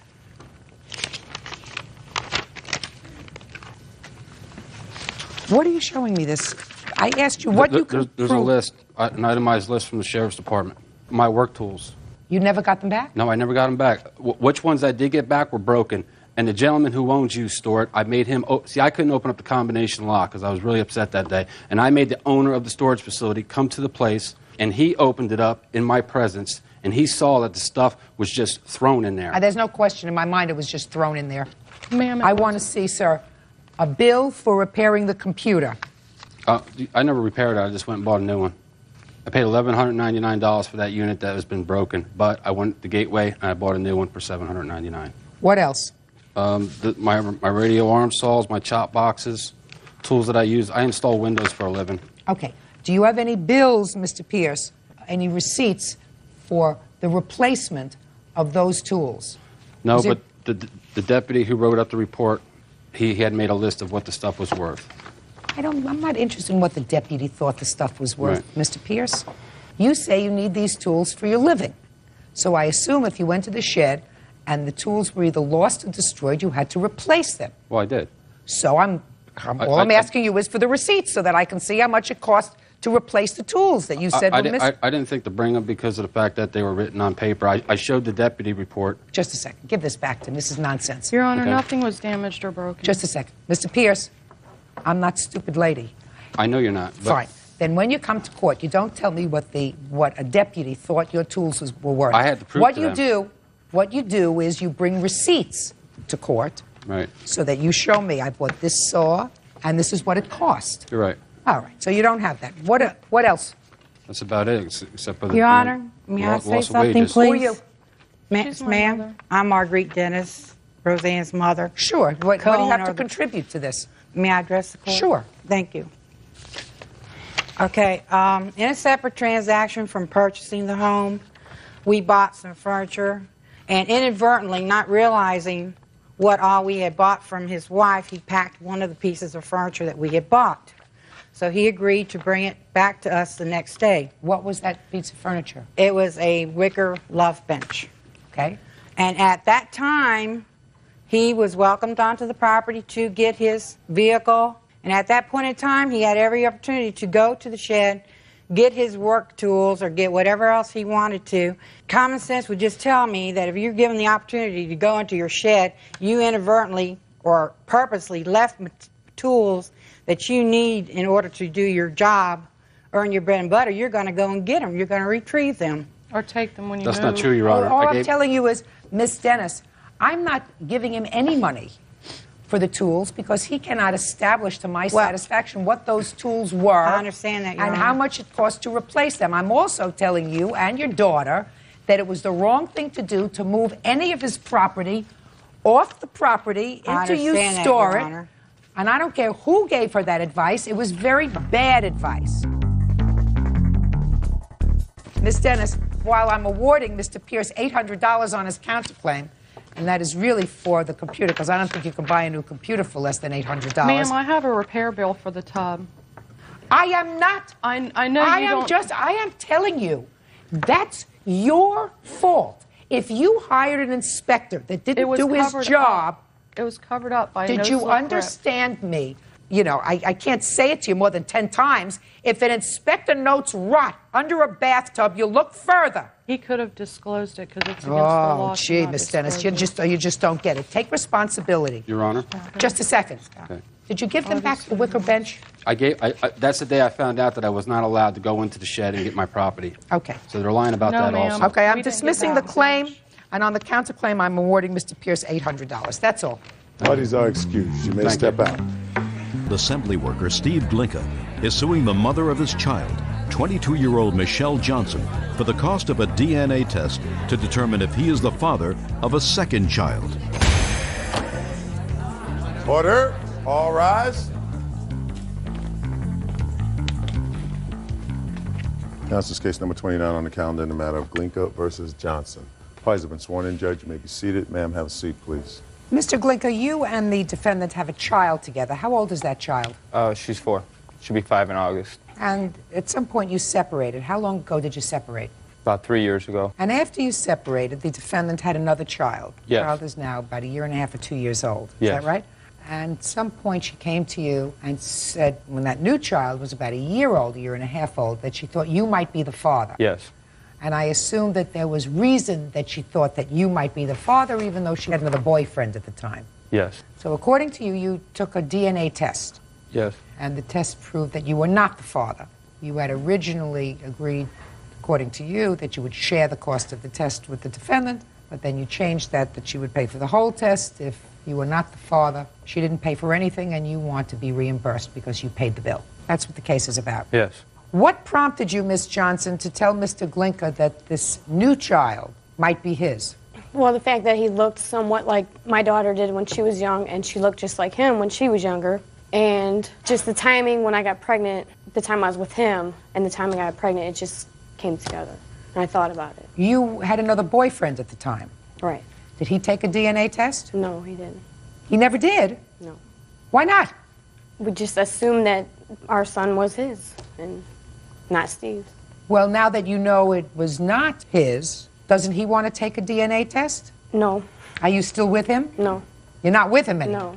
Does he pay support for that child? He's supposed to, but he doesn't. Did he admit paternity of that child Yes, in a court? he did. Well, not in court. It went through the hospital, and they established it through the hospital.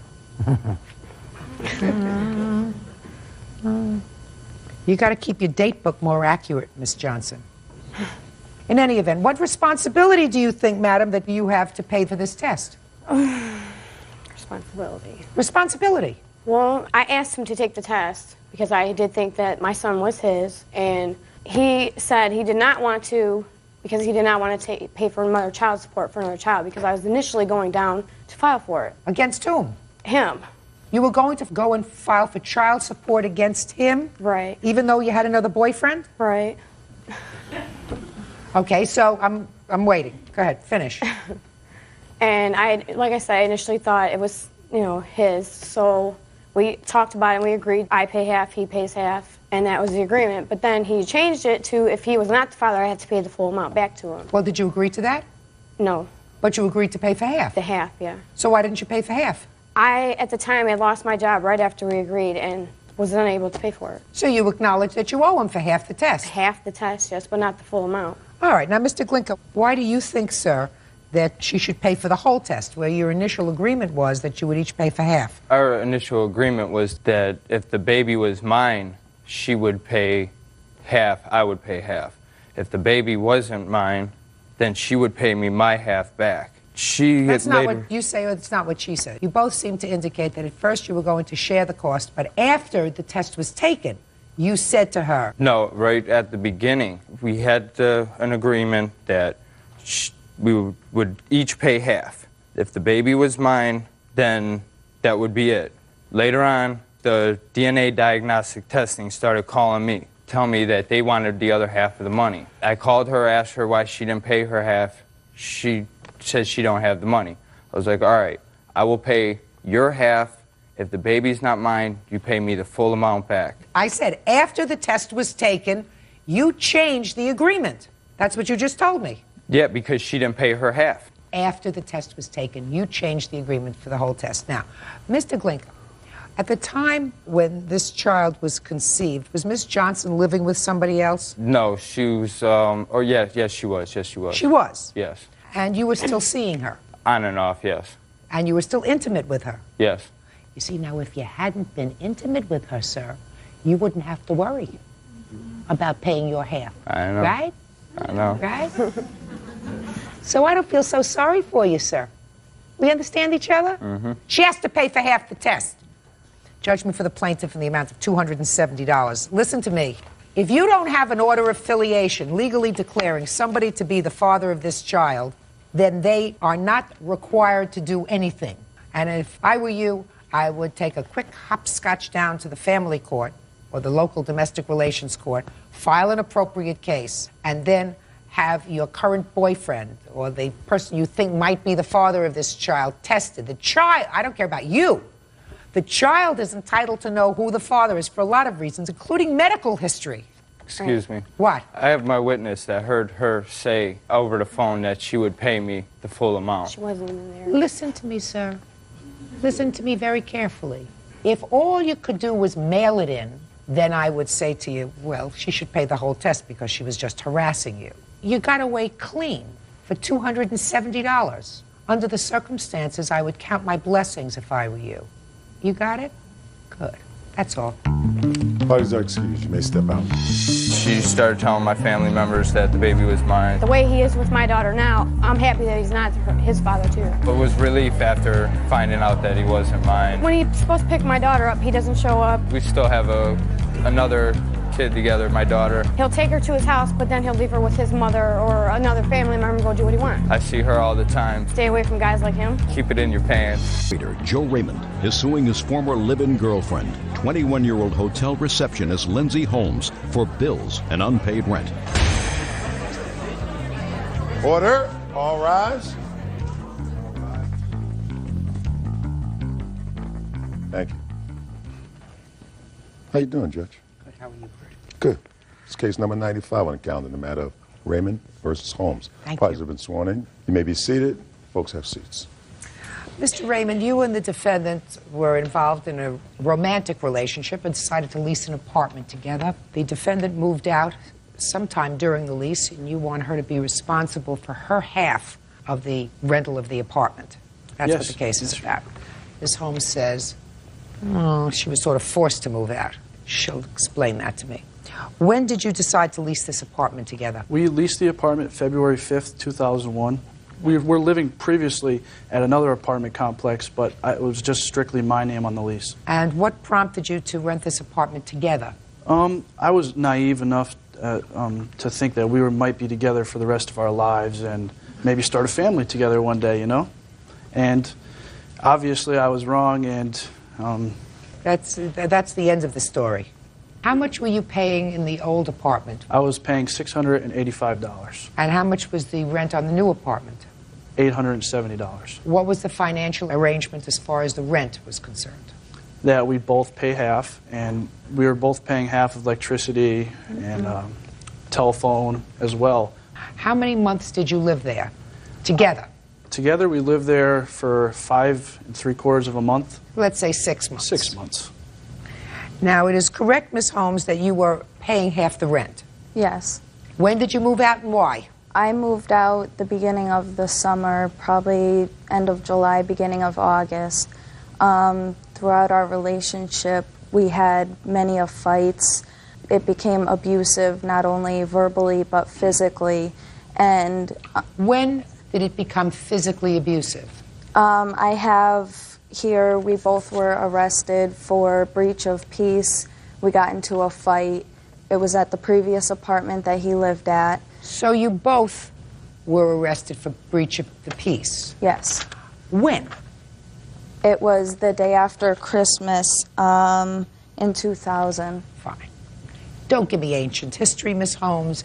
After that happened, you moved into an apartment together, and you signed a lease. Were there any incidents of domestic violence between the two of you after you signed the lease in February of 2001? In that residence? Yes. There was no actual police reports for any. That doesn't answer my question. There was violence. Well, tell me about it. It was just when we would argue, we would get into fights. You would fight with each other? Yes. All right. With each other? I would fight back because I'm a lot smaller, but there's only so much I can do to him. All right. You would fight with each other. To get him off of me. And Miss Holmes, you fought with each other. Why did you move out? And make sure I get a legitimate answer, please. Because I was afraid. No. I was sick. No. That's not why you moved out. You may have thought you made a mistake and you didn't care for him anymore, but that's not why you moved out. You suddenly moved out. I wanted to end the relationship. Right. That sounds right. I had enough. Fine. That sounds right. You didn't want to be with him anymore for whatever reason. Don't tell me what happened a year and a half before when you both were arrested for breach of peace. You didn't like him anymore. You wanted out. Did you have anybody else? No. Weren't dating anybody else? No. I still to this day haven't dated anyone. That's not the truth, Your Honor. Just a second. Because that's what he believes in any event. All right. Now, when you moved out, what arrangements did you make with him with regard to the rent and regard to the lease? I told him that I would pay him for the month after that I had moved out, just to be nice, to help him out, because I understood that it was a lot of money, and that after that he was on his own. Did she have this discussion with you, Mr. Raymond? Yes, she did, Your Honor. Fine. She said she'd pay you 1 month when she wasn't there and then start looking for a roommate. Matter of fact, she said she was going to help me out every month, not just 1 month, until it was over. Did she pay you that 1 month? At the end of August, yes, or beginning of August, August 1st, she did. Okay. What kind of search did you do, sir, to find a roommate? Is not an answer. I tried to find a roommate. My best friend was going to move into the house, but it was just a 1-bedroom, so it was very hard to live with somebody else as well as the dog that we both owned. Really, no one else could be around the dog except for me and her. And it was hard to find somebody to live with a dog that is not their owner. Mr. Raymond, yes. She moved out a year ago. Yes. Are you still living in the apartment? No, Your Honor. When did you move out? February 5th. When your lease was up? Yes. Where did you go? I moved in with my best friend. And what's your rent? $300. So you did not attempt to get out of your lease? I attempted to, but without the $350 lease breakage fee, which I have in the lease right here, they wouldn't let me even try to do it, because she has to come up with $350 for the lease breakage fee, as well. She wrote a letter. Well, she could have, listen to me, she could have, instead of giving you the $435, given them the $350 for the lease breakage fee. And then what would have happened to your rent? I would have still been able to cover it, probably. Okay. So instead of spending less money to break the lease, which she could have done, correct? She gave you more money for the month that she wasn't there. Yes.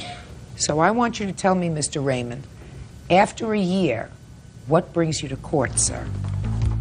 Judge Judy continues in a moment. Suddenly, when the money ran out and I didn't have any more money left, she was gone. No. Of course. And later today. We have a lot of strays. Strays are not your problem. Your problem is your 2 cats. Real cases, real people. Judge Judy. Joe Raymond says former live-in girlfriend Lindsay Holmes owes for breaking an apartment lease. Lindsay says she moved out because she was scared of Joe. Go ahead. What brings me to court is, well, we still have relation within this year. I mean, we still talk to each other. It was on and off for the past year. And she continuously told me, I'm going to help you out, I'm going to help you out, I'm going to give you money. And I never received any money except for that one time in August. And I found out that she was seeing a Rocky Hill police officer. And I was very disturbed of that When fact. did you find that out, sir? I found this out 3 weeks after she moved out in August. That's one of the main reasons we stopped talking at that time. That's still a year ago, so what brings you to court now? To get the money that I feel as if I'm owed, because I owe money to the leasing agent, and Why? they still, because I lost my job in December and I was laid off just doing snow work removal, and I couldn't afford it, so now they're coming after both of us to get the money. When did you stop paying rent, sir? I paid September, October, November, December. December rent was not paid. Let me see.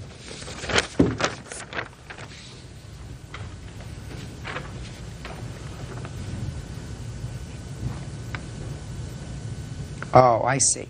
You paid with a bad check in November. But it was... Sir, so it's 2 months rent that you did not pay. Yes, but I had talked to the rental agent, and I had explained them my situation, and they worked with me the best they could. I have to find, Mr. Raymond, that there was some reason for her not to break this lease, which she could have done for a lot less money than she gave you for the period of time when she was there. For $350, she could have gotten her name off this lease and not been responsible at all. So I must assume that you wanted to stay in that apartment. Now, the difference is really negligible between what you were paying in your own apartment and this apartment. You were paying that yourself. She was living there as well, but her name wasn't on the lease, and she was helping me. Helping you is not paying. You didn't take that apartment with the idea that she was going to be paying half the rent. No. The first apartment. I had right? I had a lawsuit that I was given, and I had a lot of extra money. And then suddenly when the money ran out and I didn't have any more money left, she was gone. Of course. No. It's the way it works. You got to take care of your own expenses, sir. I think that she gave you every opportunity to fill in the apartment with somebody else for the next couple of months. She tried to do the right thing. She could have just as easily gotten herself totally off the hook by spending a lot less money. It was still hard for me to find somebody to live with. And get over it. All right. Should have tried harder. Case is dismissed. Parties are excused. You may step out. He's attacked me before. I have a criminal court case pending right now against him. I'm definitely not a dangerous man. And now the next case. Beck is suing her former landlord, elementary school teacher Kathy Izaguirre. Melissa claims Kathy poisoned her when she sprayed for termites. Order. All rise.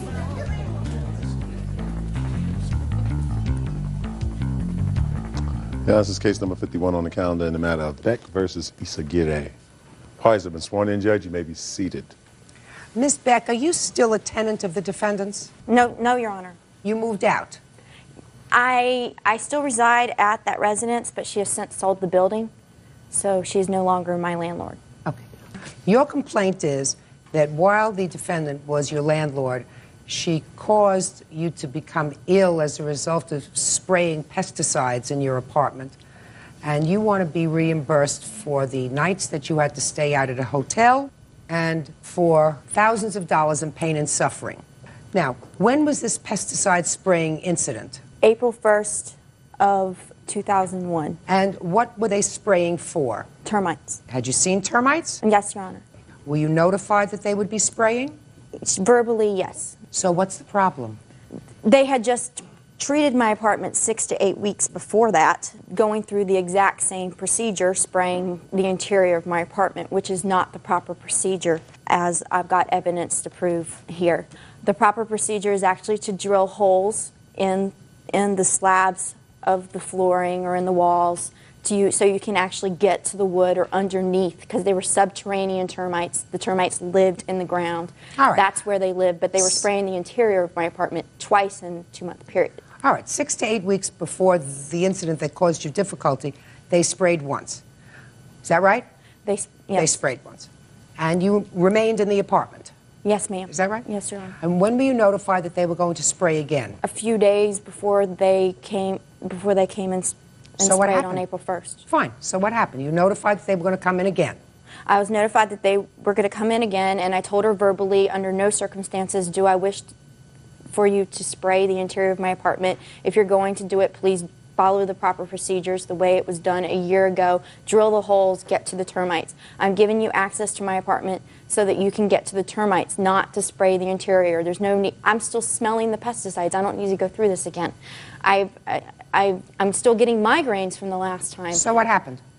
I went to work, came home, found out that she had hired the pesticide guy, and she was there, and he did spray the interior of my apartment, spilled it on my kitchen floor. It had been wiped up. I have cats. They had walked through it.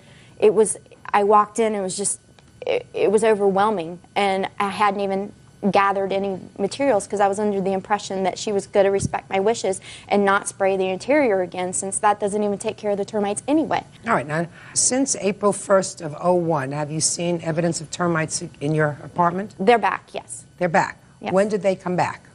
A month ago. So it's been almost a year. Yes, they come, this is their breeding season, Right. right about now. They come back, seems to be the same time every year to come out and swarm so that they can mate and become termites. I'm learning way too much about termites. Now, according to your complaint, the smell was overwhelming and you had to leave your apartment. Where did you go? The Best Western hotel room. It's approximately about 3 or 4 blocks from my home. Okay, and how many nights did you stay there? 2. You have the receipts? Yes, ma'am. I'd like to see them, please.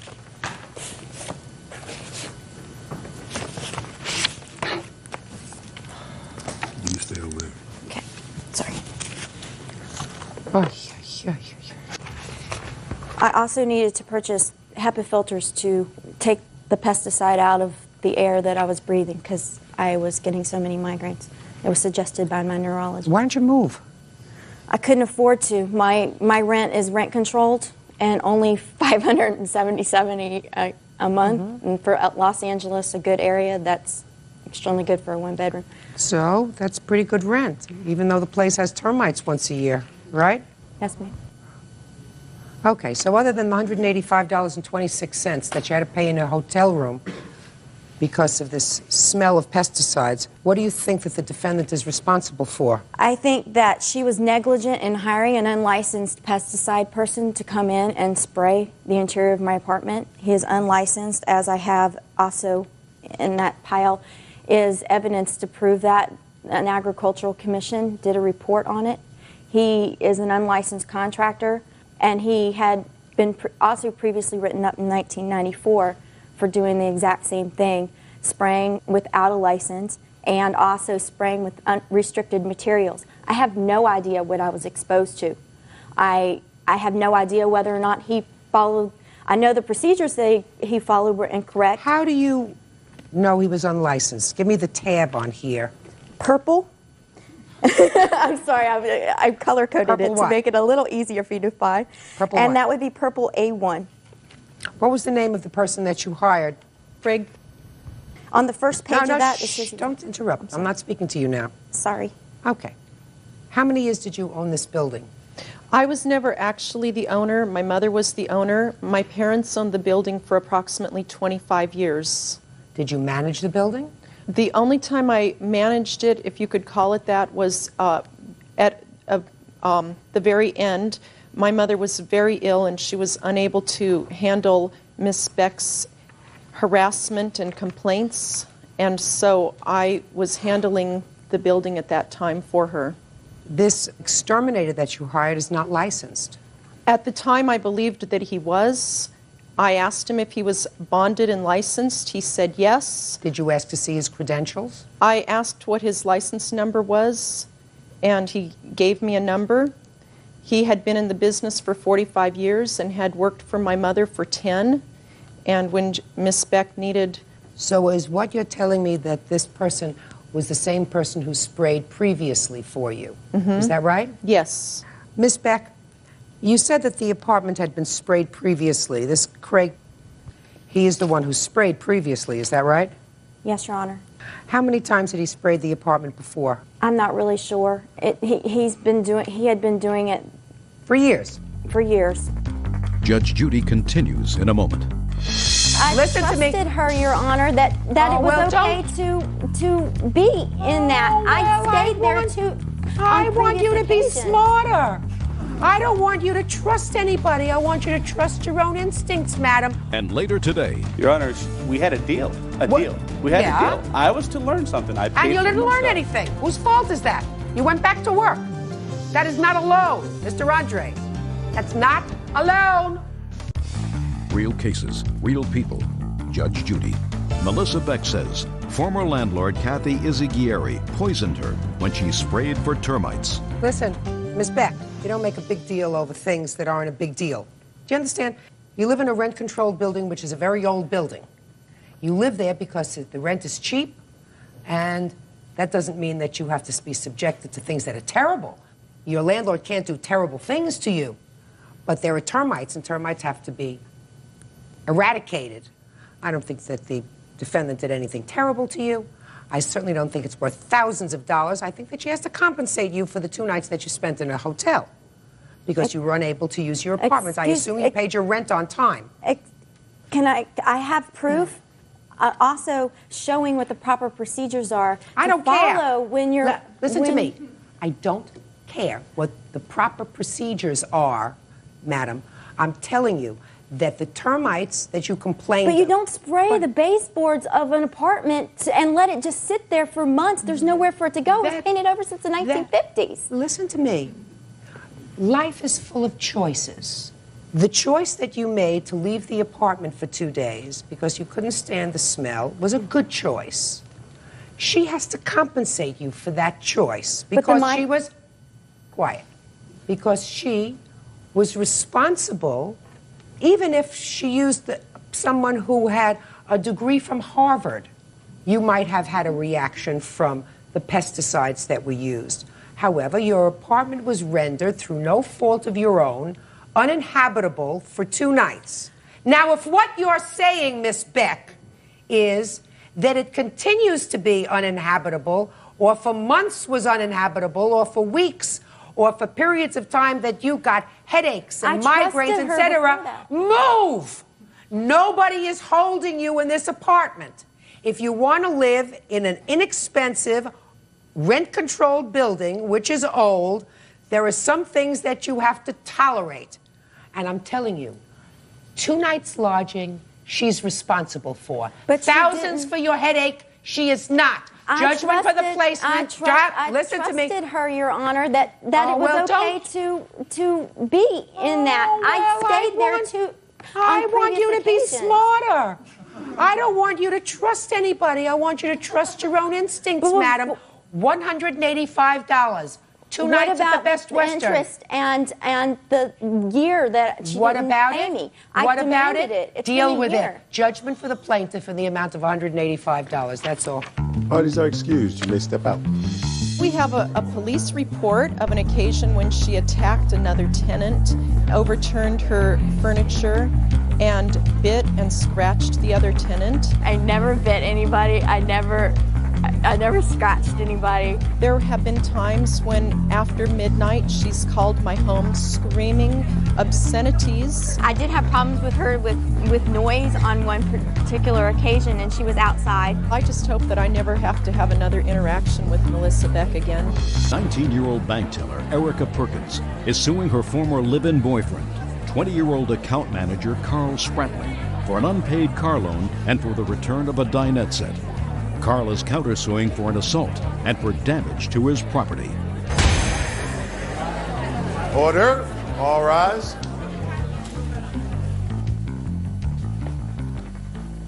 Now, this is case number 46 on the calendar in the matter of Perkins versus Spratling. Parties have been sworn in, Judge. You may be seated. Ma'am, have a seat, please. Ms. Perkins, thank you, Bert. According to your complaint, you and the defendant have known each other a very long time. You lived together for a period of time. And while you were living together, you made a loan to him in the amount of $400 to fix his truck. And then you claimed that you purchased a dinette set for the apartment. When you left, or when he put you out of the house, he kept the dinette set. So you want the money that you spent on the dinette set and the $400 loan for his truck. The defendant says there were never any loans. He paid all the bills. Whatever you bought into the house, you bought really to, take care of your end of the bills. And in addition, when you left, you destroyed certain things in the house, and you really damaged his property, doors, threw around his clothes, and whatever. So we'll get to your counterclaim in a minute. When did you move in together, Ms. Perkins? In September. How long had you known him before that? About 5.5 years. And were you planning a long-term relationship with him? Yes. What was the financial arrangement when you moved in? Well, he paid all the bills there. I got most of the groceries, and I paid my car note and insurance and my other bills, because we were both using my vehicle at the same time. You were using your car? He had my car most of the time because I was at work. I was working 2 jobs, and he had my car throughout the whole day. What was he doing with your car? I would get dropped off at work at 8:30, and he would come pick me up from work at 5. So he was working during the day? Right, until, he went to work at 12. So now tell me about this $400 loan. Well, in November, he asked me, could he borrow $400 to get his car fixed? And I said, okay. So he had a car? But it was never working. He needed the money to get it fixed, so I let him borrow the money. Fine. Can I borrow $400? Is that what he said to you? Yeah, so I let him borrow. He came to the job. Can I borrow $400? Yes. And when did he get the money? in November 28th. Did you make any arrangement with him with regard to paying back the money? No set date. He said he was going to give it back. And I asked him plenty of times, you know, can I get the money back? And he would say, okay. And we came across a couple of situations that, I mean, agreements that we might come by. Miss Perkins, listen to me carefully. I don't want you to make things up as you go along. I'm not. Good. Okay, you gave him the $400. You continued to live together. Well, actually, he got the money the day that, he got the money November 28th. That's when everything went down. That's when everything happened.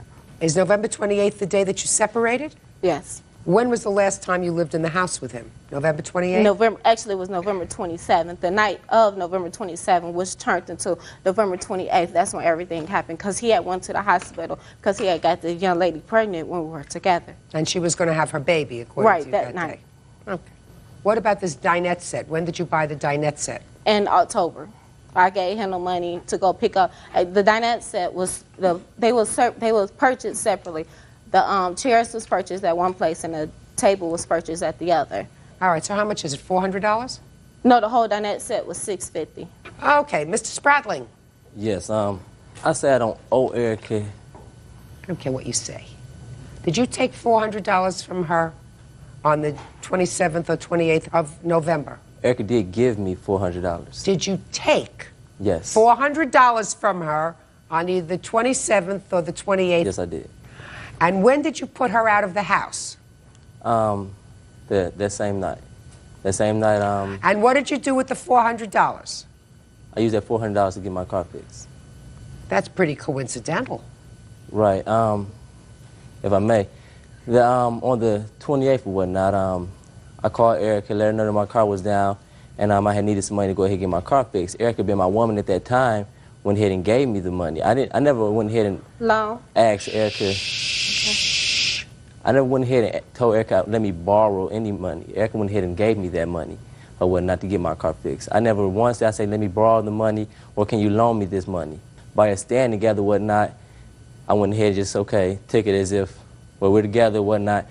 I didn't ask you for a loan or whatever. I asked you if I told you my car was down. You went ahead and just gave me the money. I never told you. Well, Erica. I heard that already. Move on. That night you put her out of the house, correct? Correct. Want to tell me how that came about, sir? My daughter was being born or whatnot. I went ahead and called Erica, letting her know the situation. And Erica told me that if I stayed overnight at the hospital or whatnot, that she was going to, ruin my apartment or whatnot, because me and her she was getting upset or whatnot. No, I told you. Shh. So then called and asked my younger brother and my cousin Nisha here if they can go ahead to my apartment, make sure that Erica doesn't, leave and ruin my apartment at the same time. And that's when Erica and my cousin then got into an altercation or whatnot. Well, Erica got a little crazy and started to throw around your stuff. Isn't that right, Erica? In my bedroom. I don't care what bedroom it was. He started throwing around his stuff. Is that right? Yes. You were pretty angry. I was very upset. Oh, okay. So you want to tell me what you think she owes you? $2,400. For what? We got harassment, damaged property, harassment. What's the damaged property? Forget harassment. You ought to be harassed. What's next? You ought to be harassed. She wouldn't do it, I'll do it. All right. Tell me about the damaged property, sir. Well, Erica went ahead and, the day she came over, on the 28th, she came in and kicked in my door. Show me the bill. Did you kick in his door? I didn't kick in the door. I had keys to the door. I had no reason to kick in it. My sister kicked in the door. Was she with you? Oh, yes, she was with me. Good, so you're responsible. Cost him $100 for new locks. What else? Then, that right there is for, can I see this, please? That there is for assault or whatnot. This for is what? Assault. Erica also came over to my house again after we had already broken up or whatever, banging on my door or whatnot, almost getting me evicted from my apartment or whatever. She then kicked the door, breaking my molding and whatnot. All right. This here's the police report for that. I don't care about the police report. Where's the bill? I don't have a bill for that. So how am I supposed to figure out how much that cost? What'd you kick in his door for, I've Erica? never kicked in the door. I've never kicked the door at all. All right. I've never did it. Well, since he doesn't have a bill, I can't help you anyway. But you certainly are responsible for new locks that he had to put on because your sister kicked in the door. Because your sister was I angry. told her She to came stop over with you. kicking it in because I had the keys to the door. So She's it was no your reason. responsibility, my dear. I don't tell her what to do. Fine. Then you know what you should do? Sue her for the $100 because it's coming off your claim. Do you understand that? Uh-huh. Okay. Now, what else?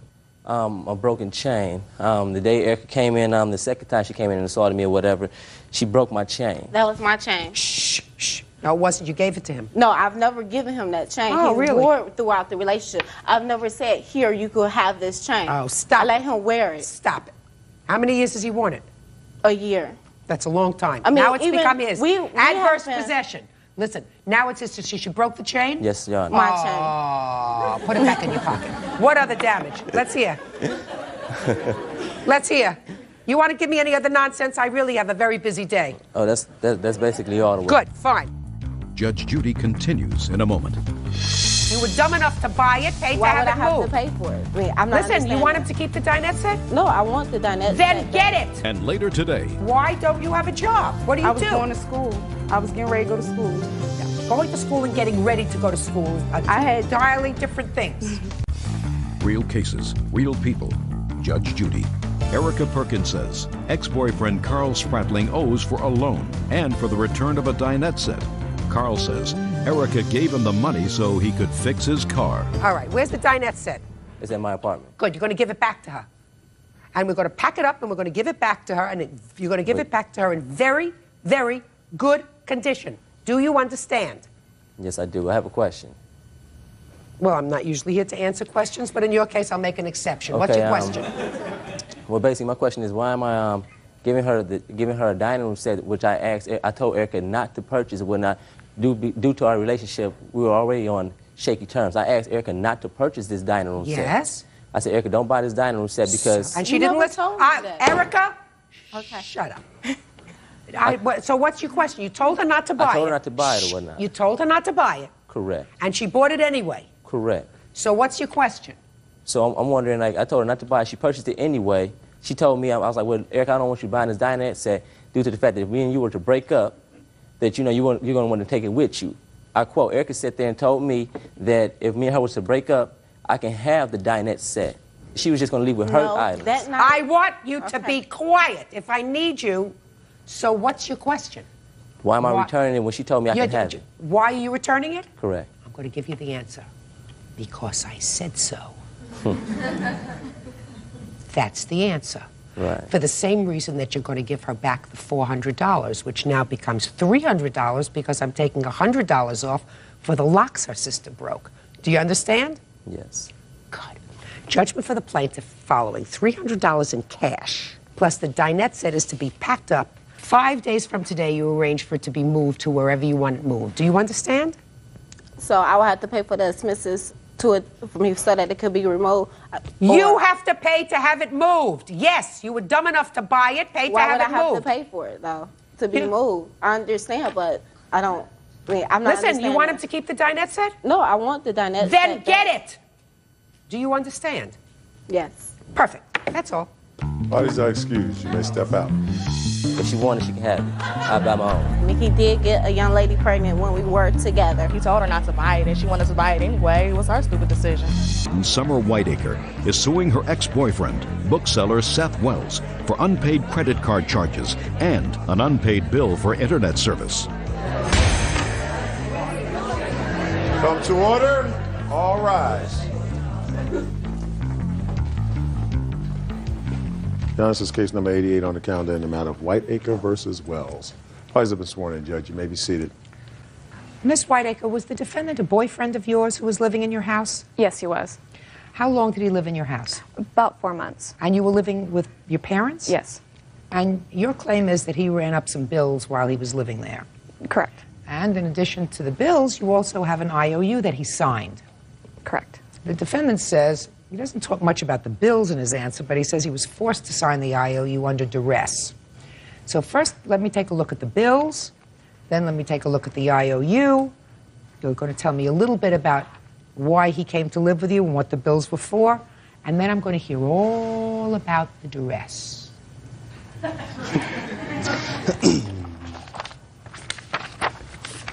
Everything. So while I'm looking at this, because I can usually do a couple of things at one time, as long as they're not too hard, can you tell me why he came to live in your house? He came to live with us 17th of October in 2001. We had been dating when we both lived in Seattle. I had to return home to California and he had to return to Syracuse. We had been communicating in between then, letters, emails, phone calls, and we both thought that each other was the right one. You both thought what? Each other was the right one. And, well, we aren't, but... Go ahead. Okay, and so he came to live with me, and it was only supposed to have been until about the middle of January. Things had deteriorated so much by then that he moved out the next month. And while he was there, what kind of bills did he run up? When he arrived, he had virtually no clothes. I ended up taking him to Mervyn's, and he spent about $150 there on clothing for work. Well, what did you tell him about that expenditure? When he came to me and said, would it be all right if I went and got some clothes and used your credit card? I'll take over the payments. And I said, well, I actually owe some money on my credit card, so why don't you just give me the money? And he said, okay. And he never gave you the money? He ended up giving me about $150 of what he owed, and that's it, in 2 payments. All right, well, what else? Because I see a lot of little charges here. $15, $3.57. He actually paid some of that money. Well, what didn't he pay? He paid 2 things virtually when they were put on my credit card. One was his cell phone bill, which was $53, and another one he gave me partial amounts of money, the $80 for cable internet bill, I believe. What's $103 in interest? That's how much interest. He's been accruing this interest more or less since October. I'm going to read something to you. I, Seth Q. Wells, do agree to pay Summer Whiteacre $343.17 in credit card charges, and then you crossed out, I assume you crossed out, I do further agree to pay 6% interest calculated each month until the end of April, when the above debt will be paid in full. Did you cross out the interest part? Take a look.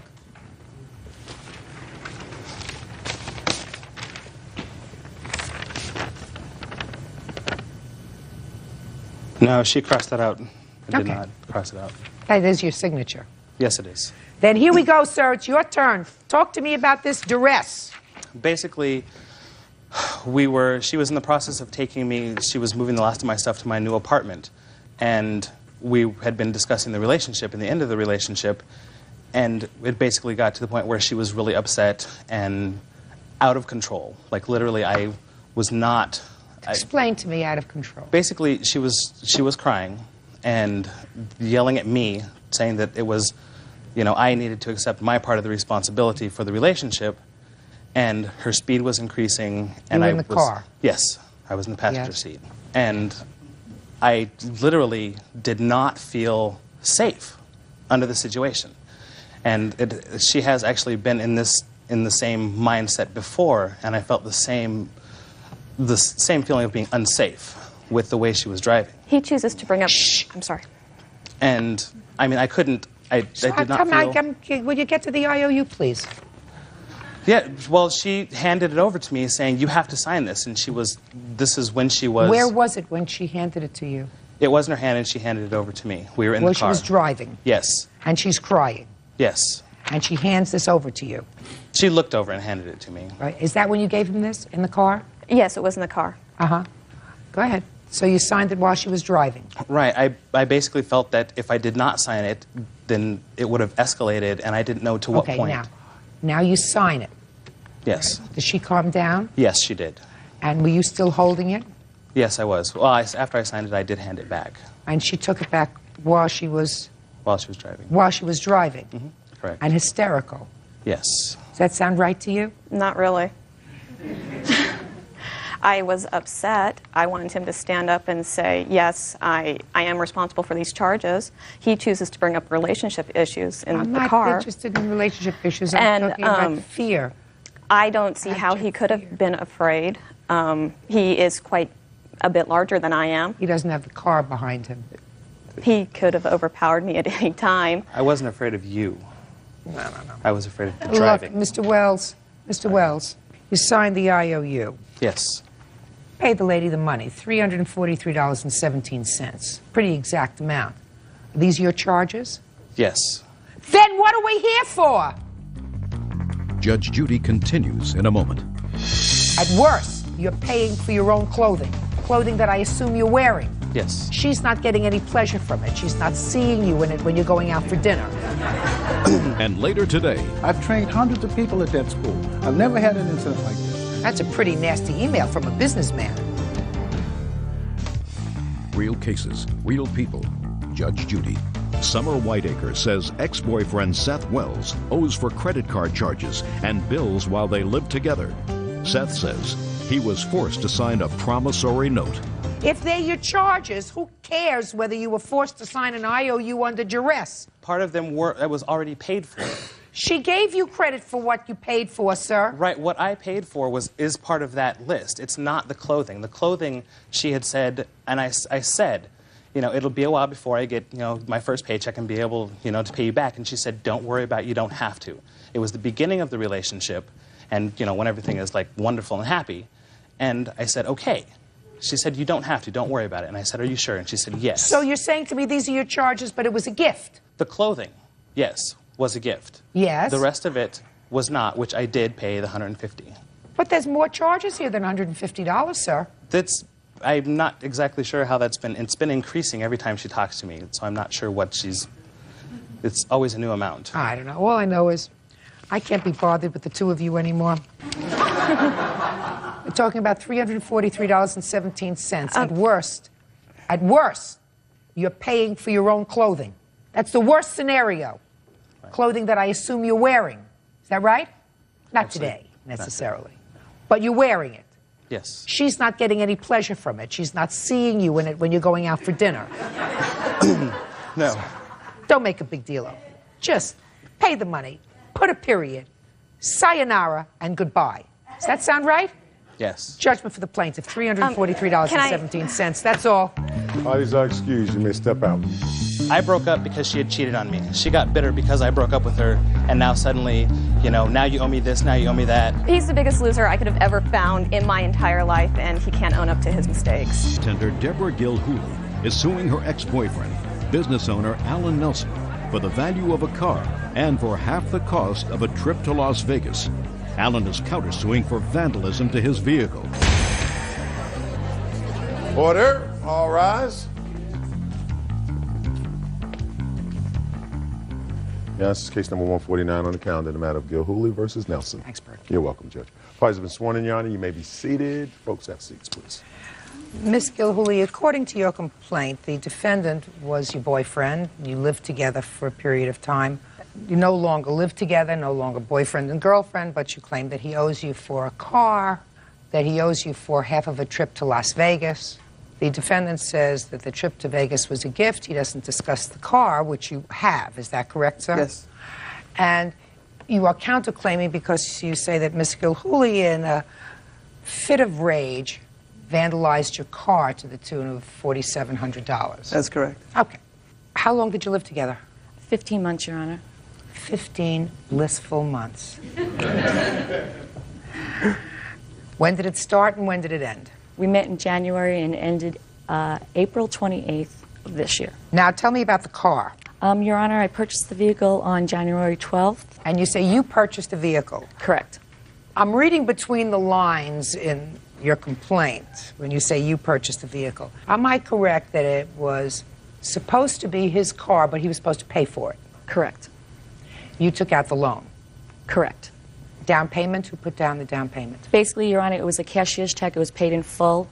I took out a personal loan, and the car was purchased by a cashier's check. And the car was to be his car with monthly payments being made to you to pay back the loan? Correct. Is that right, sir? Yes. And how much was the total amount of the car that you paid? The vehicle was $2,700. What kind of car is it? It's a 93 GMC Jimmy. Did you pay her back? No. Why not? Well, I was paying the payments until August 20th when we broke up. She said you broke up in April. Well, April 28th is when we broke up. Until then, I made payments all the way until April. Last payment I made was April 10th. Then April 28th, when the vandalism was done to the vehicle, I had to get the vehicle fixed eventually. I see. So the vehicle that she vandalized was this vehicle? Yes. So you decided not to make any payments Not on it? until I owed her anything because she vandalized my vehicle and did the damage. Gotcha. How much did you pay totally on the car? I gave her $300 totally towards the loan on the vehicle. Is that right? He gave me more, Your Honor. He made 3 payments of, I have it out to $410. $410. You see how honest she is? Okay. Yeah. So that means that you still owe her $22.90 on the car. Right. Now tell me about the trip to Las Vegas. Alan and I were scheduled to leave on a Friday afternoon, and he did not get his paychecks in time. And I stated to Alan, I'm going with or without you, because I was meeting family out there. And he stated to me that he would pay me when I got back. Your arrangement with him was you would pay for his plane fare. We drove, Your Honor. So what kind of expenses did you have when you were there? Hotel, restaurant, gambling fees, things of that nature. And what was the total amount? The total amount for the Vegas trip came out to $1,869.13. I'm asking for $934.56. Now you tell me your version of the Vegas trip. Well, the Vegas trip was, I really didn't want to go because I was pretty busy with my work and stuff. And she wanted me to go, and I said, well, I really can't afford to go, and I've got to keep my job and keep busy because we had kind of a slow winter this year. So she goes, well, you come out because she wanted me to meet her family. All of her family was going to be out there. And she goes, well, we got to go out there, and I want to go out there, and I want you to come with me. So I said, well, how's this trip going to work? And she goes, well, I'll take care of it. And if you can pay me back, you can pay me back. And if you can't, you can't. That was the arrangements. But then at the time... Just a second. Hold on a second. Okay. So she said, I'll take care of it. And if you can pay me back, you'll pay me back. And if you can't, you can't? Is that what you said? Yeah, exactly. Okay. What kind of work were you doing, Mr. Nelson, at the time that you went on the Vegas trip? I was working in the heating and air conditioning business, which I do. I do new construction. Plus, we were remodeling, we were finishing her basement in her house. What work were you doing, Mr. Nelson? You may think that you know where I'm going. Yeah. You don't. Okay. When was the Vegas trip? The end of March, Your Honor. The end of March of this year? Yes. Who were you working for where you got a paycheck or cash every week or every 2 weeks? My job. Well, what was your job, sir? Doing my job, heating and air conditioning, construction. Heating and air conditioning and construction. Yep. Are you still working for the same company? I worked for a few different builders. Is this your busy season? Yep. This season? Yeah, summer. Summer is your busy season? Yep. Is it busier than it was in March? Or the same? About the same. Good. So that you can pay her back. The contract was you would go on the trip to Vegas, and according to you, if you can pay her back, you will. And if you can't, you can't. But you can, because you have a job and you have money, so you can pay her back. Right? Perfect. So it wasn't a gift. You just told me what the terms of the contract were. You got it, Mr. Nelson? Yep. Good. Judge Judy continues in a moment. She asked me, well, I want the keys to the truck. I said, no, you can't drive the truck, you're drunk. And then she just started going crazy on my truck. The key in the vehicle, pulling on the, bent the antenna, broke my wipers off. Did you do anything to his antenna? I bent it, but I put it back. And later today, I worked 6 and sometimes 7 days a week in order to make ends meet. And who was taking care of the children when you were working? She would be there at the house during that period of time. And if she wasn't watching them, someone would have had to have watched them. Right? I could have taken care of that too. I'm sure you could have, but you didn't. real cases, real people. Judge Judy. Deborah Gilhooly says her ex-boyfriend Alan Nelson owes for the unpaid balance on a car. Alan says he stopped paying after Deborah vandalized the vehicle. Tell me about the vandalism to your car. Okay, here's some pictures, Your Honor. No, tell me about when it happened, sir. Well, we were at the bar on April 28th, 2002. It happened about 5:30. I ran into a few friends at a local bar that I hang out in where I grew up. And Debbie doesn't like the person that I met. She got angry. She had a few beers in her. She was intoxicated. She went off and sat in the corner by herself at the bar. And we didn't talk for 30 minutes. And she came back to me. And then she asked me, well, I want the keys to the truck. I said, no, you can't drive the truck. You're drunk. Oh, no. And she goes, no, my little brother was there. My brother Kevin was there. My brother Kevin was there. And he offered to give her a ride home. So then they walked out. And then she just started going crazy on my truck. And then she comes back in the place and she goes, what do you mean start going crazy? She just started riding over, lipstick all over, key in the vehicle, pulling on bent the antenna, broke my wipers off. And I got pictures to prove damage. I'd like to take a look at the pictures.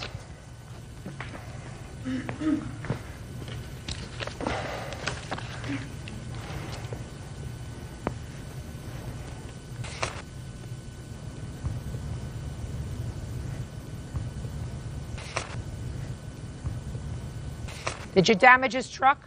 I wrote on the vehicle, yes, Your Honor. Did you key it? No, I wrote with the ballpoint pen. Well, if you wrote with a ballpoint pen, that means it scratched it. Right, but it wasn't a key. Sorry. Keyed, wrote with a ballpoint pen. Well, you can't do that. I understand that. Did you do anything to his antenna? I bent it, but I put it back. I'm sorry. So what does your car need?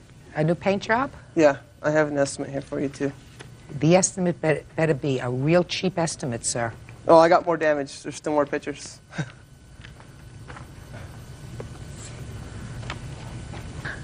Listen to me. Okay. You paid $2,700 for this car. Yep. You think I'm going to let you paint it and fix it for $5,600? No, I didn't ask for that. You think I'm going to let you paint it and fix it for $4,700, which is what your counterclaim is? Yes, Your Honor. Wrong. In whose name is the car titled? My name. And right now there's a loan against it. Really? Yeah. For what? I had to pay for the transfer case and transmission went out after her and I separated. And I had to take a loan against it to get it out of the shop. And it was $2,600 and I borrowed $3,000 against it. Somebody gave you $3,000 against a $2,700 car? Yep. That's why banks are failing. Can I see the evidence as far as that lien? And Sure. I'll show you the pictures. Do you have the lien? I don't have a lien with me now. I also have pictures too. But I have pictures too of this more that I want to show you. This profanity that's on the vehicle. She wrote all over your car. But 42 years old? That's, I mean, a 17-year-old kid wouldn't even do that. I mean, come on, she's 42 years old. Come on. How old are you? 27. How mental stable is that? What? You probably did the wrong thing. So take it out of my vehicle, then I got to drive around this No. vehicle that says F you all over it, all kinds of profanity all over it, I got to drive it all over the place? What?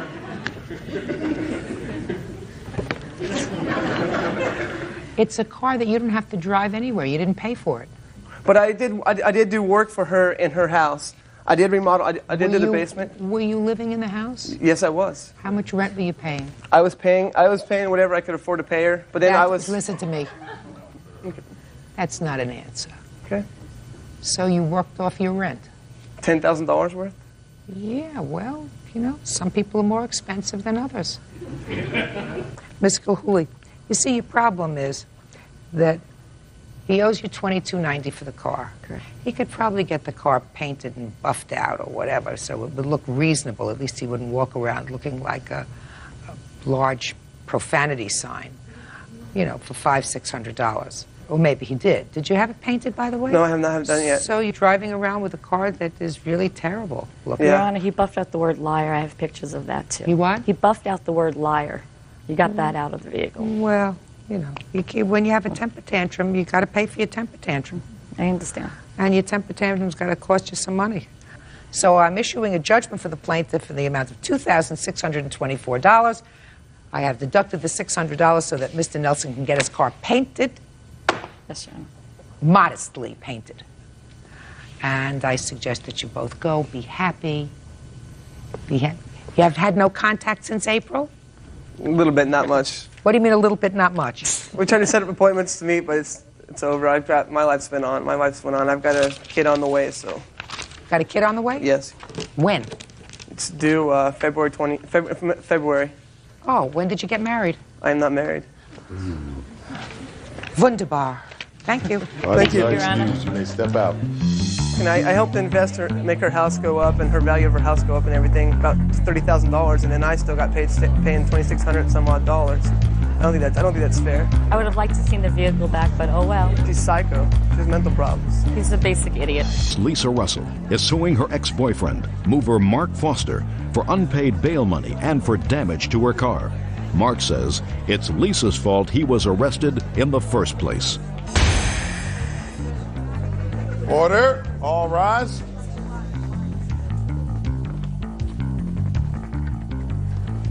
Now, this is case number 7 on the calendar, the matter of Russell versus Foster. Thank you. Parties have been sworn in, Judge. You may be seated. Ladies, have seats, please. Miss Russell, you claim that the defendant owes you for the return of some bail money, Yes. that he wrecked your car, Yes. and that he burned a hole with a cigarette in your car. Yes. Defendant says that the only reason he got a ticket for driving while under the influence of alcohol was because you were too drunk to drive. You were in the car at the time he was stopped. That he did not wreck your car, it was somebody else. and that he has no idea who put a hole in the cigarette in your car. That's your defense. That's true. No, that's your defense. Yes, that's true. That's my defense. Oh, smart. I like smart. Yeah, smart's good. Let's see how he does at the end. Miss Russell, he was your boyfriend? Yes. For how long? About 9 to 10 months. Starting when? February 22nd is the day that we met. We went on our first date on the 24th of February. Okay. And when was the arrest for driving under the influence of alcohol? April 28th. Were you with him? Yes. What time was it? God, it was right around when the club was closing, so it could have been any time between midnight and 1 o'clock. Whose car was it? My car. Who had driven there? I drove there. Why didn't you drive home? I had been drinking. So if you had been drinking, did you ask the defendant to drive your car? No, I didn't ask him to drive my car. He took the keys, got in the car, and pulled out of the parking spot before I was even inside of the car. He was angry because he thought that he had seen me kissing somebody else inside of the club, which never happened, and so he was adamant about driving us home. And had you had too much to drink, Mr. Foster? Yes. So then why did you get behind the wheel of a car? She asked me to. Were you afraid of her? Was I afraid of her? No. Would you say on a scale of 1 to 10 you have more fear of her or me? Probably you. I would like you, with one hand, to pick up that desk and move it out to the corner. Can you do that? Is it bolted down? I probably could. What I'm trying to say, Mr. Foster, is if she asks you to drive home and you've had too much to drink, you say, if you're too drunk, I've had too much to drink, I don't get behind the wheel of a car. So if you got behind the wheel of a car, it's your fault, and if you were arrested for a DUI, that's your fault. Now the only question is, she bailed you out. Tell me how that came about, Miss Russell. We were about a half mile away from my house when the police officer pulled us over, and there was 2 police officers in the car. So one of them drove my car to my house with me in it.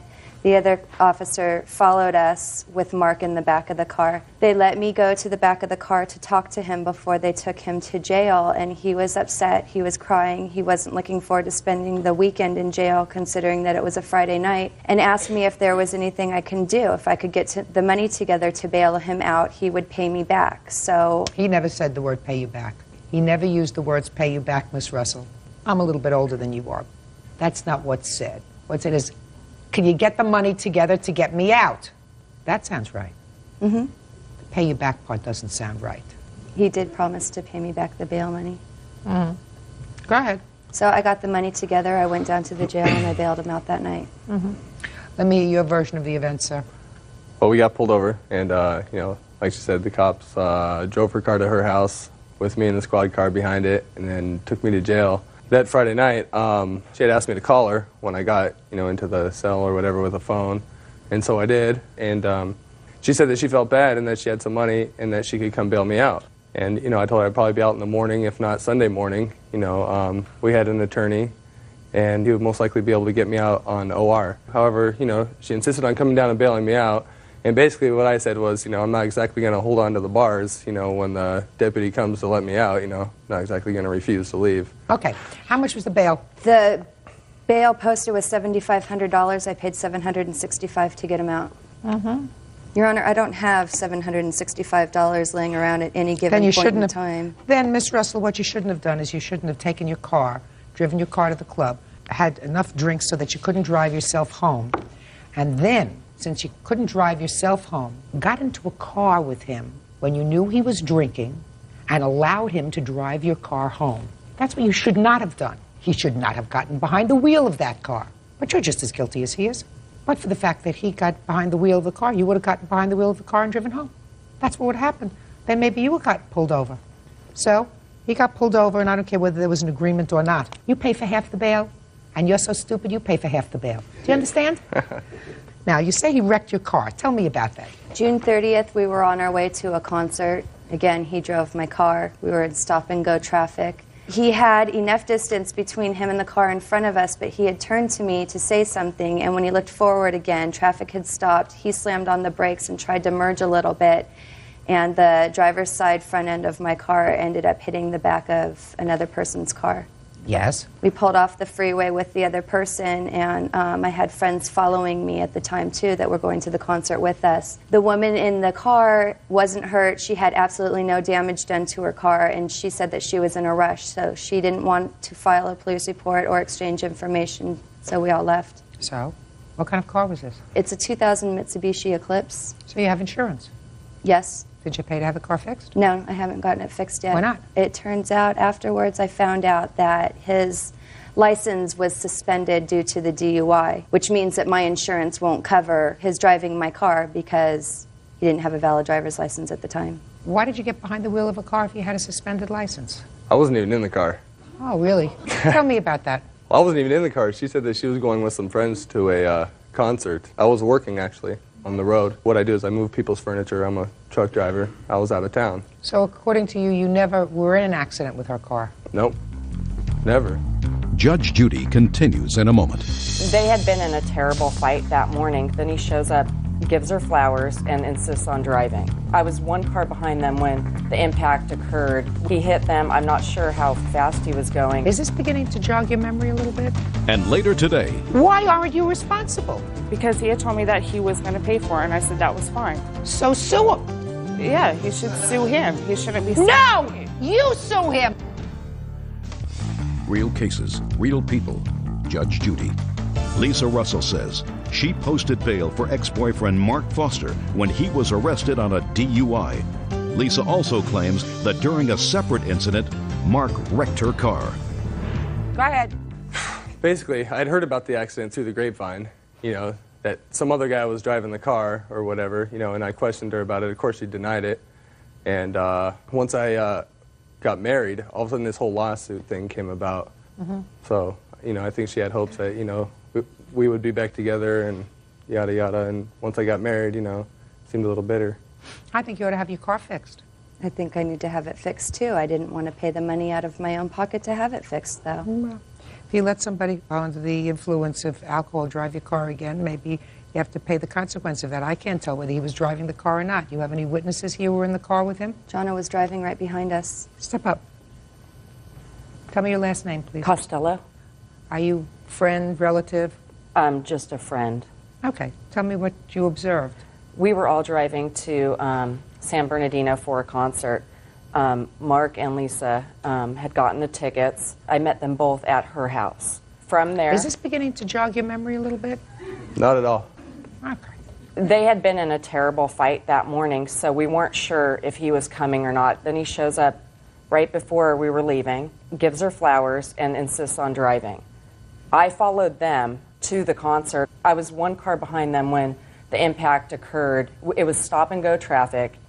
He hit them. I'm not sure how fast he was going at all. How did he get to her house? You know, I don't know. I think he might have driven there or gotten dropped off. I just saw him come in. How did he get to your house? He was living with me at the time. I didn't even know that. Really? He was living with me at my parents' house at the time. Oh. So if he was living with you, were you living in the same room? You sharing a room? Yes. Good. Then you ought to know that he has a suspended license. I never asked him what... You should have asked. You should have asked. I should have asked. Because that's what a deductible is for on your insurance. Because you certainly knew that you'd bailed him out of jail. You'd be smart. You say, what happens with your license during that time? I'm sure you were involved in his getting an attorney, right? Did you ever go with him to the attorney's office? No, I never went with him to the Did you attorney's. discuss with him the visits that he had with the attorney? We discussed how much time he was going to be spending in jail, considering the fact that he had violated probation, and his probation officer wanted to give him, I think, up to 2 months, and he told me that his attorney was getting him off for about 2.5 weeks. Mm-hmm. Between the time that he was arrested for this DUI and the June 30th, since he was living with you, how many times did he drive your car? He drove my car numerous times. Of course. Okay. What's the deductible on your insurance? $1,000. Let me see. And I also want to see the estimate. I got 3 different estimates from 3 different auto body companies.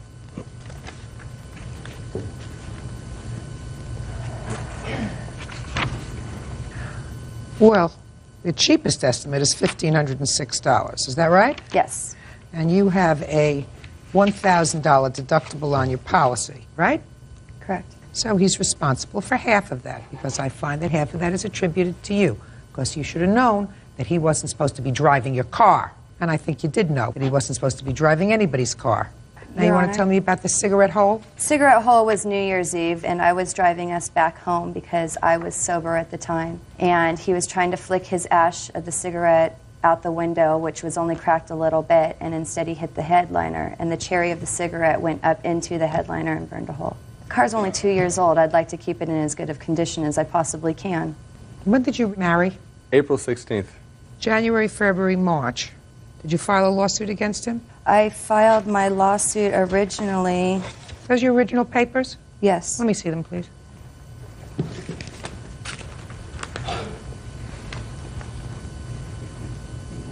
What were you suing him for $5,000 for debts? I was angry at the time. I was trying to go after phone bills from when he was in jail. I was going to ask for half of the collect calls that he made, and then interest on all the money that I've lost to him. Well, your original lawsuit, madam, was $5,000. That's what you originally filed. When you were here, you filed for $2471.98, and I find that he actually owes you $882.50. Judgment for the plaintiff. Parties are excused. You may step out. Not give anybody a dime ever again. Justice was served. Don't be in a similar situation. Don't drive drunk. Eckert and her estranged husband, phlebotomist Salvatore Procopio, are suing their former housemate, construction worker Michael Marcus, for unpaid rent, unauthorized use of an ATM card, and an assault. Order. All rise. Yes, this is case number 155 on the calendar in the matter of Eckert Procopio versus Marcus. Parties have been sworn in. Judge, you may be seated. Ma'am, have a seat, please. You are Miss Eckert? Yes. Miss Eckert, it is your claim that the defendant owes you for some rent, some other bills from taking money out of your ATM account, and Mr. Procopio? That's correct. It's your claim that Mr. Marcus assaulted you. You want to be compensated. Tell me, how do you know him, Miss Eckert, and when you moved in together, and what was the rent arrangement? I met him last July, and we just became friends, and he had a 5-year-old son, and I had a 6-year-old son, and he was living in a 2-bedroom apartment, and I was living in a 3-bedroom house, and we both couldn't afford the places that we lived in, so we decided we move in together, just as roommates, and he can take care of my son while I go to work, just take him to school in the morning. And then the rent would be $300, and if he doesn't do that, then the rent would be $400. How much was the total rent? $850. And how many people were living in the house? It was just me and my son at the time. When did he move in? In the middle of September. No, that's not true. I'll get you in a minute. When was he supposed to start to pay rent? In October? Yeah. Did he pay October's rent? No. When did he move out? Middle of May. That's not true either. From October until May, did he pay rent? No. Never? No. So why did you let him stay? Because he always said he's getting a job. Every month I asked him, are you going to come up with some money? He was supposed to get food stamps too, you know, from the welfare. And every month he came up with a new story. One time he said he's going to sell his motorcycle, and I didn't want him to do that.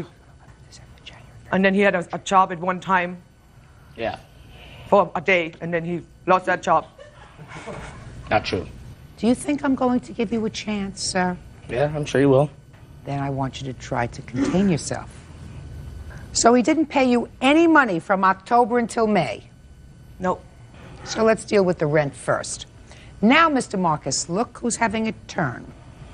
When did you move in according to your calendar, sir? It was the middle of October. Okay. Actually, almost towards the end of October, when I come back from Mexico. So according to you, you should have started to pay rent. First of November. Thank you for anticipating. Did you pay rent? No, not at the first. No, I didn't. Why not? Well, because I didn't have the money at that time. What were you doing in Mexico? I was helping a friend move his family down there.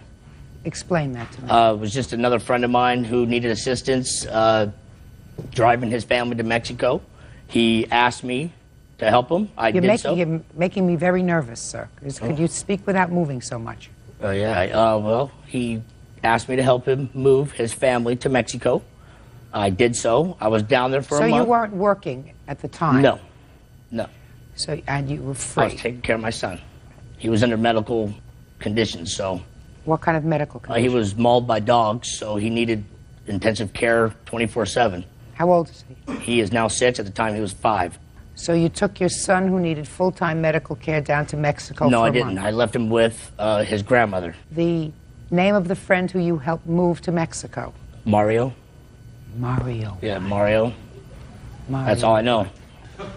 Mr. Marcus, See anything written here, sir? No, no, ma'am. Dumb, stupid. No, I'm not saying that.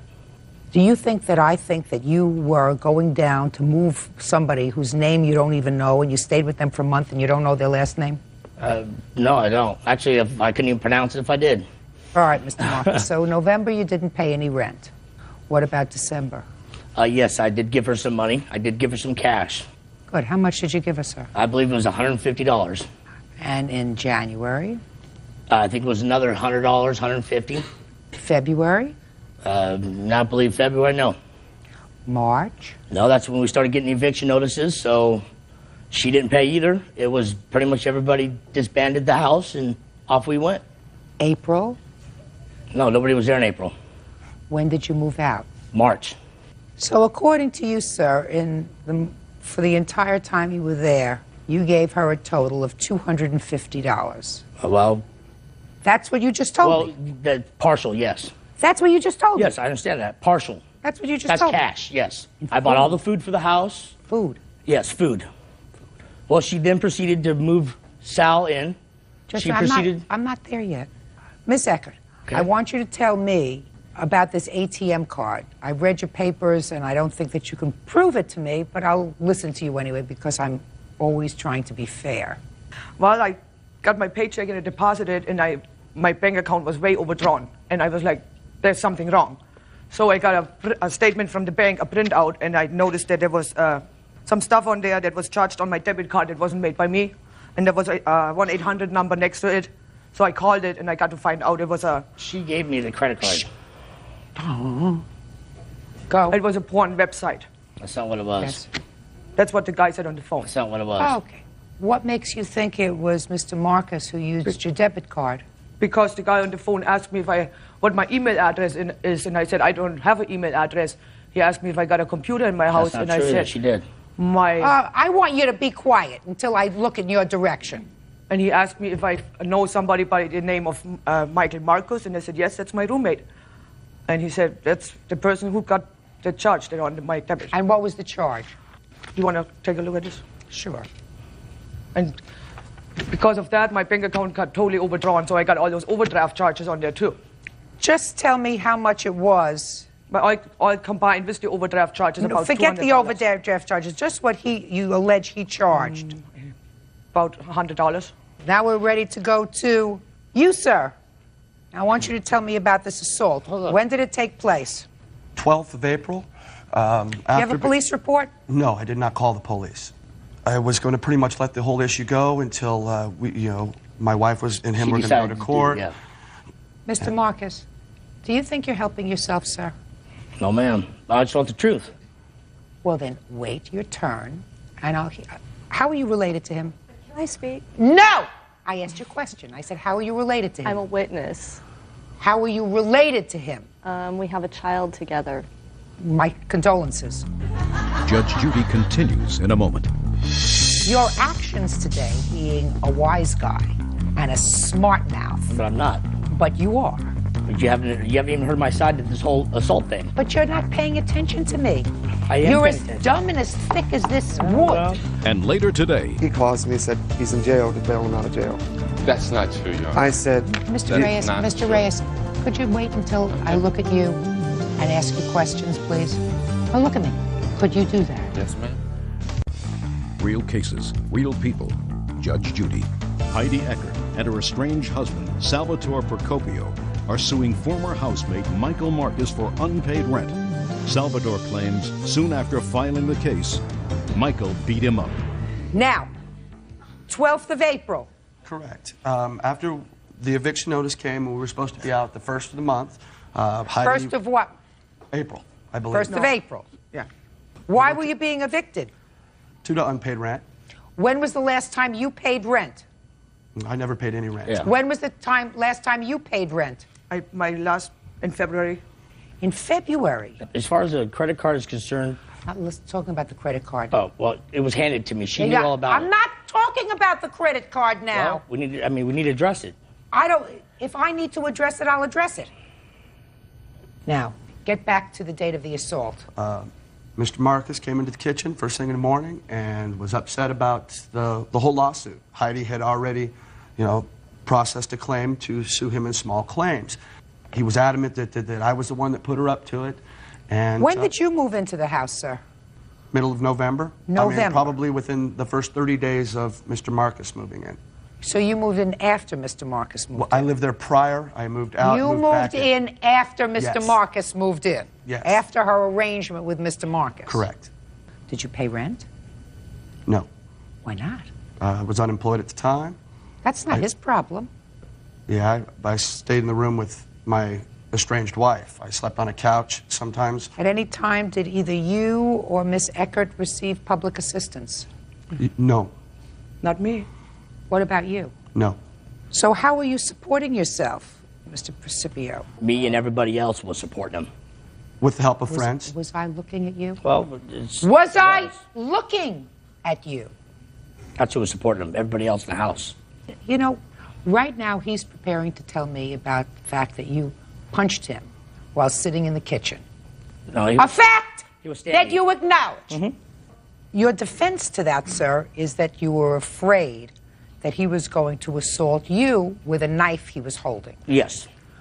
Your actions today in dealing with me suggest that you're so dumb that you don't recognize that if you maintain a different kind of demeanor, I might believe the fact that you were in fear of your life and therefore responded by assaulting him, by punching him. Well, if you hear my story, I'll tell you. However, your actions today, being a wise guy and a smart mouth, But I'm not. but you are.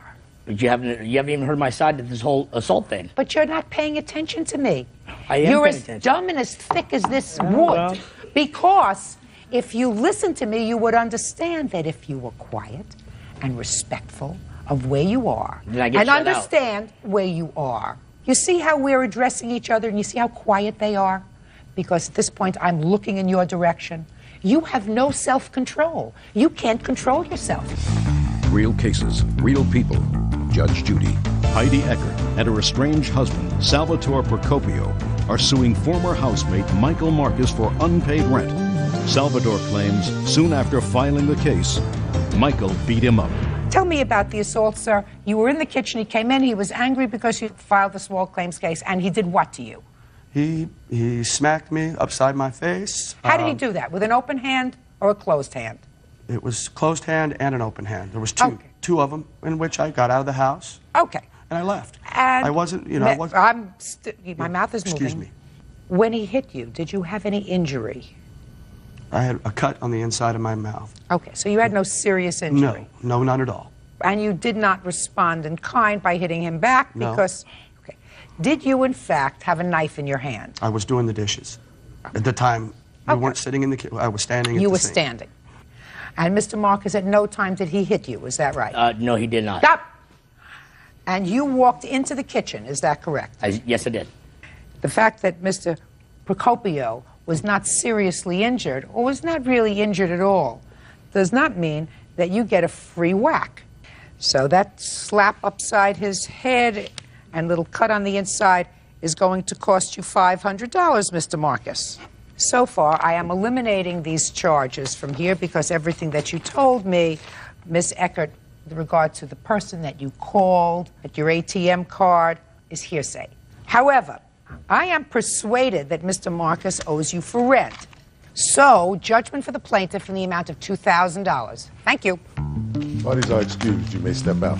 She's fine. I mean, we always got along. I'm kind of bummed that it came to this. He owes me money.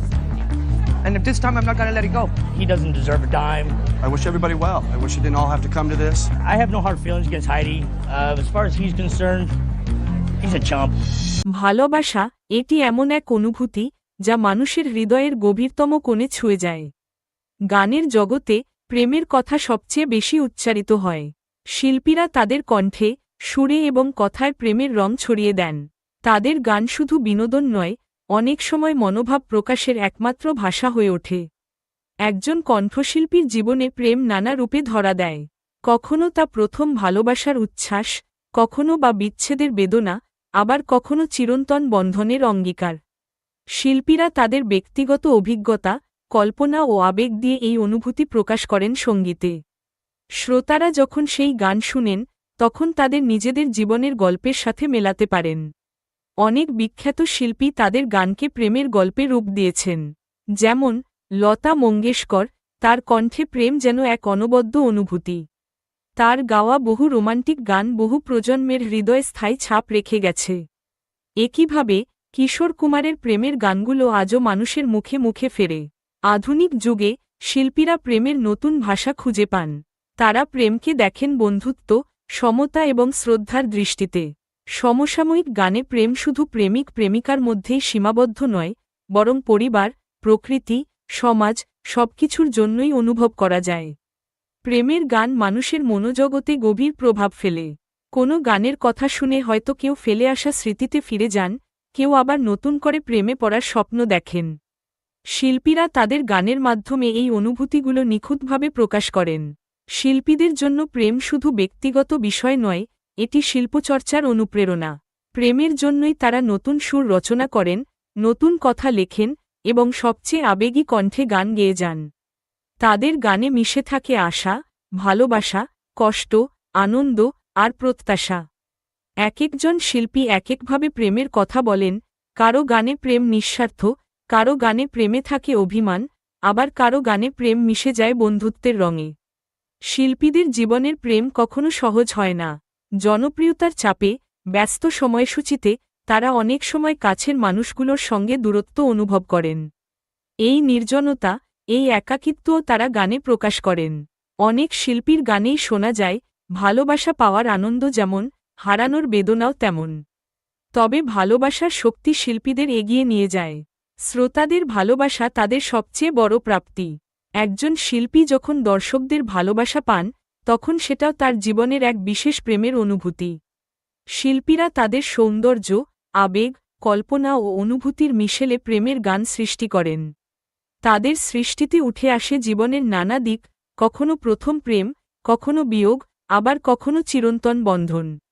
প্রেমের গান শুধু বিনোদন নয়, এটি মানুষের মনের গভীরে পৌঁছে যায়। শিল্পীদের প্রেম, তাদের নিজের জীবনের গল্প, তাদের কণ্ঠে আমাদের সবার গল্প হয়ে ওঠে। এই জন্যই প্রেমের গান কখনো পুরনো হয় না, যুগে যুগে তা নতুন করে ফিরে আসে, আমাদের হৃদয় জয় করে চলে। শিল্পীদের প্রেমের গান আমাদের শেখায়, ভালোবাসা মানে কেবল দুজন মানুষের সম্পর্ক নয়, এটি মানবতার, বন্ধুত্বের, মমতার এবং জীবনের প্রতি নিরন্তর আকর্ষণের প্রতীক। এই প্রেমী শিল্পীদের কণ্ঠে গান হয়ে বাজে আমাদের প্রতিটি হৃদয়ে।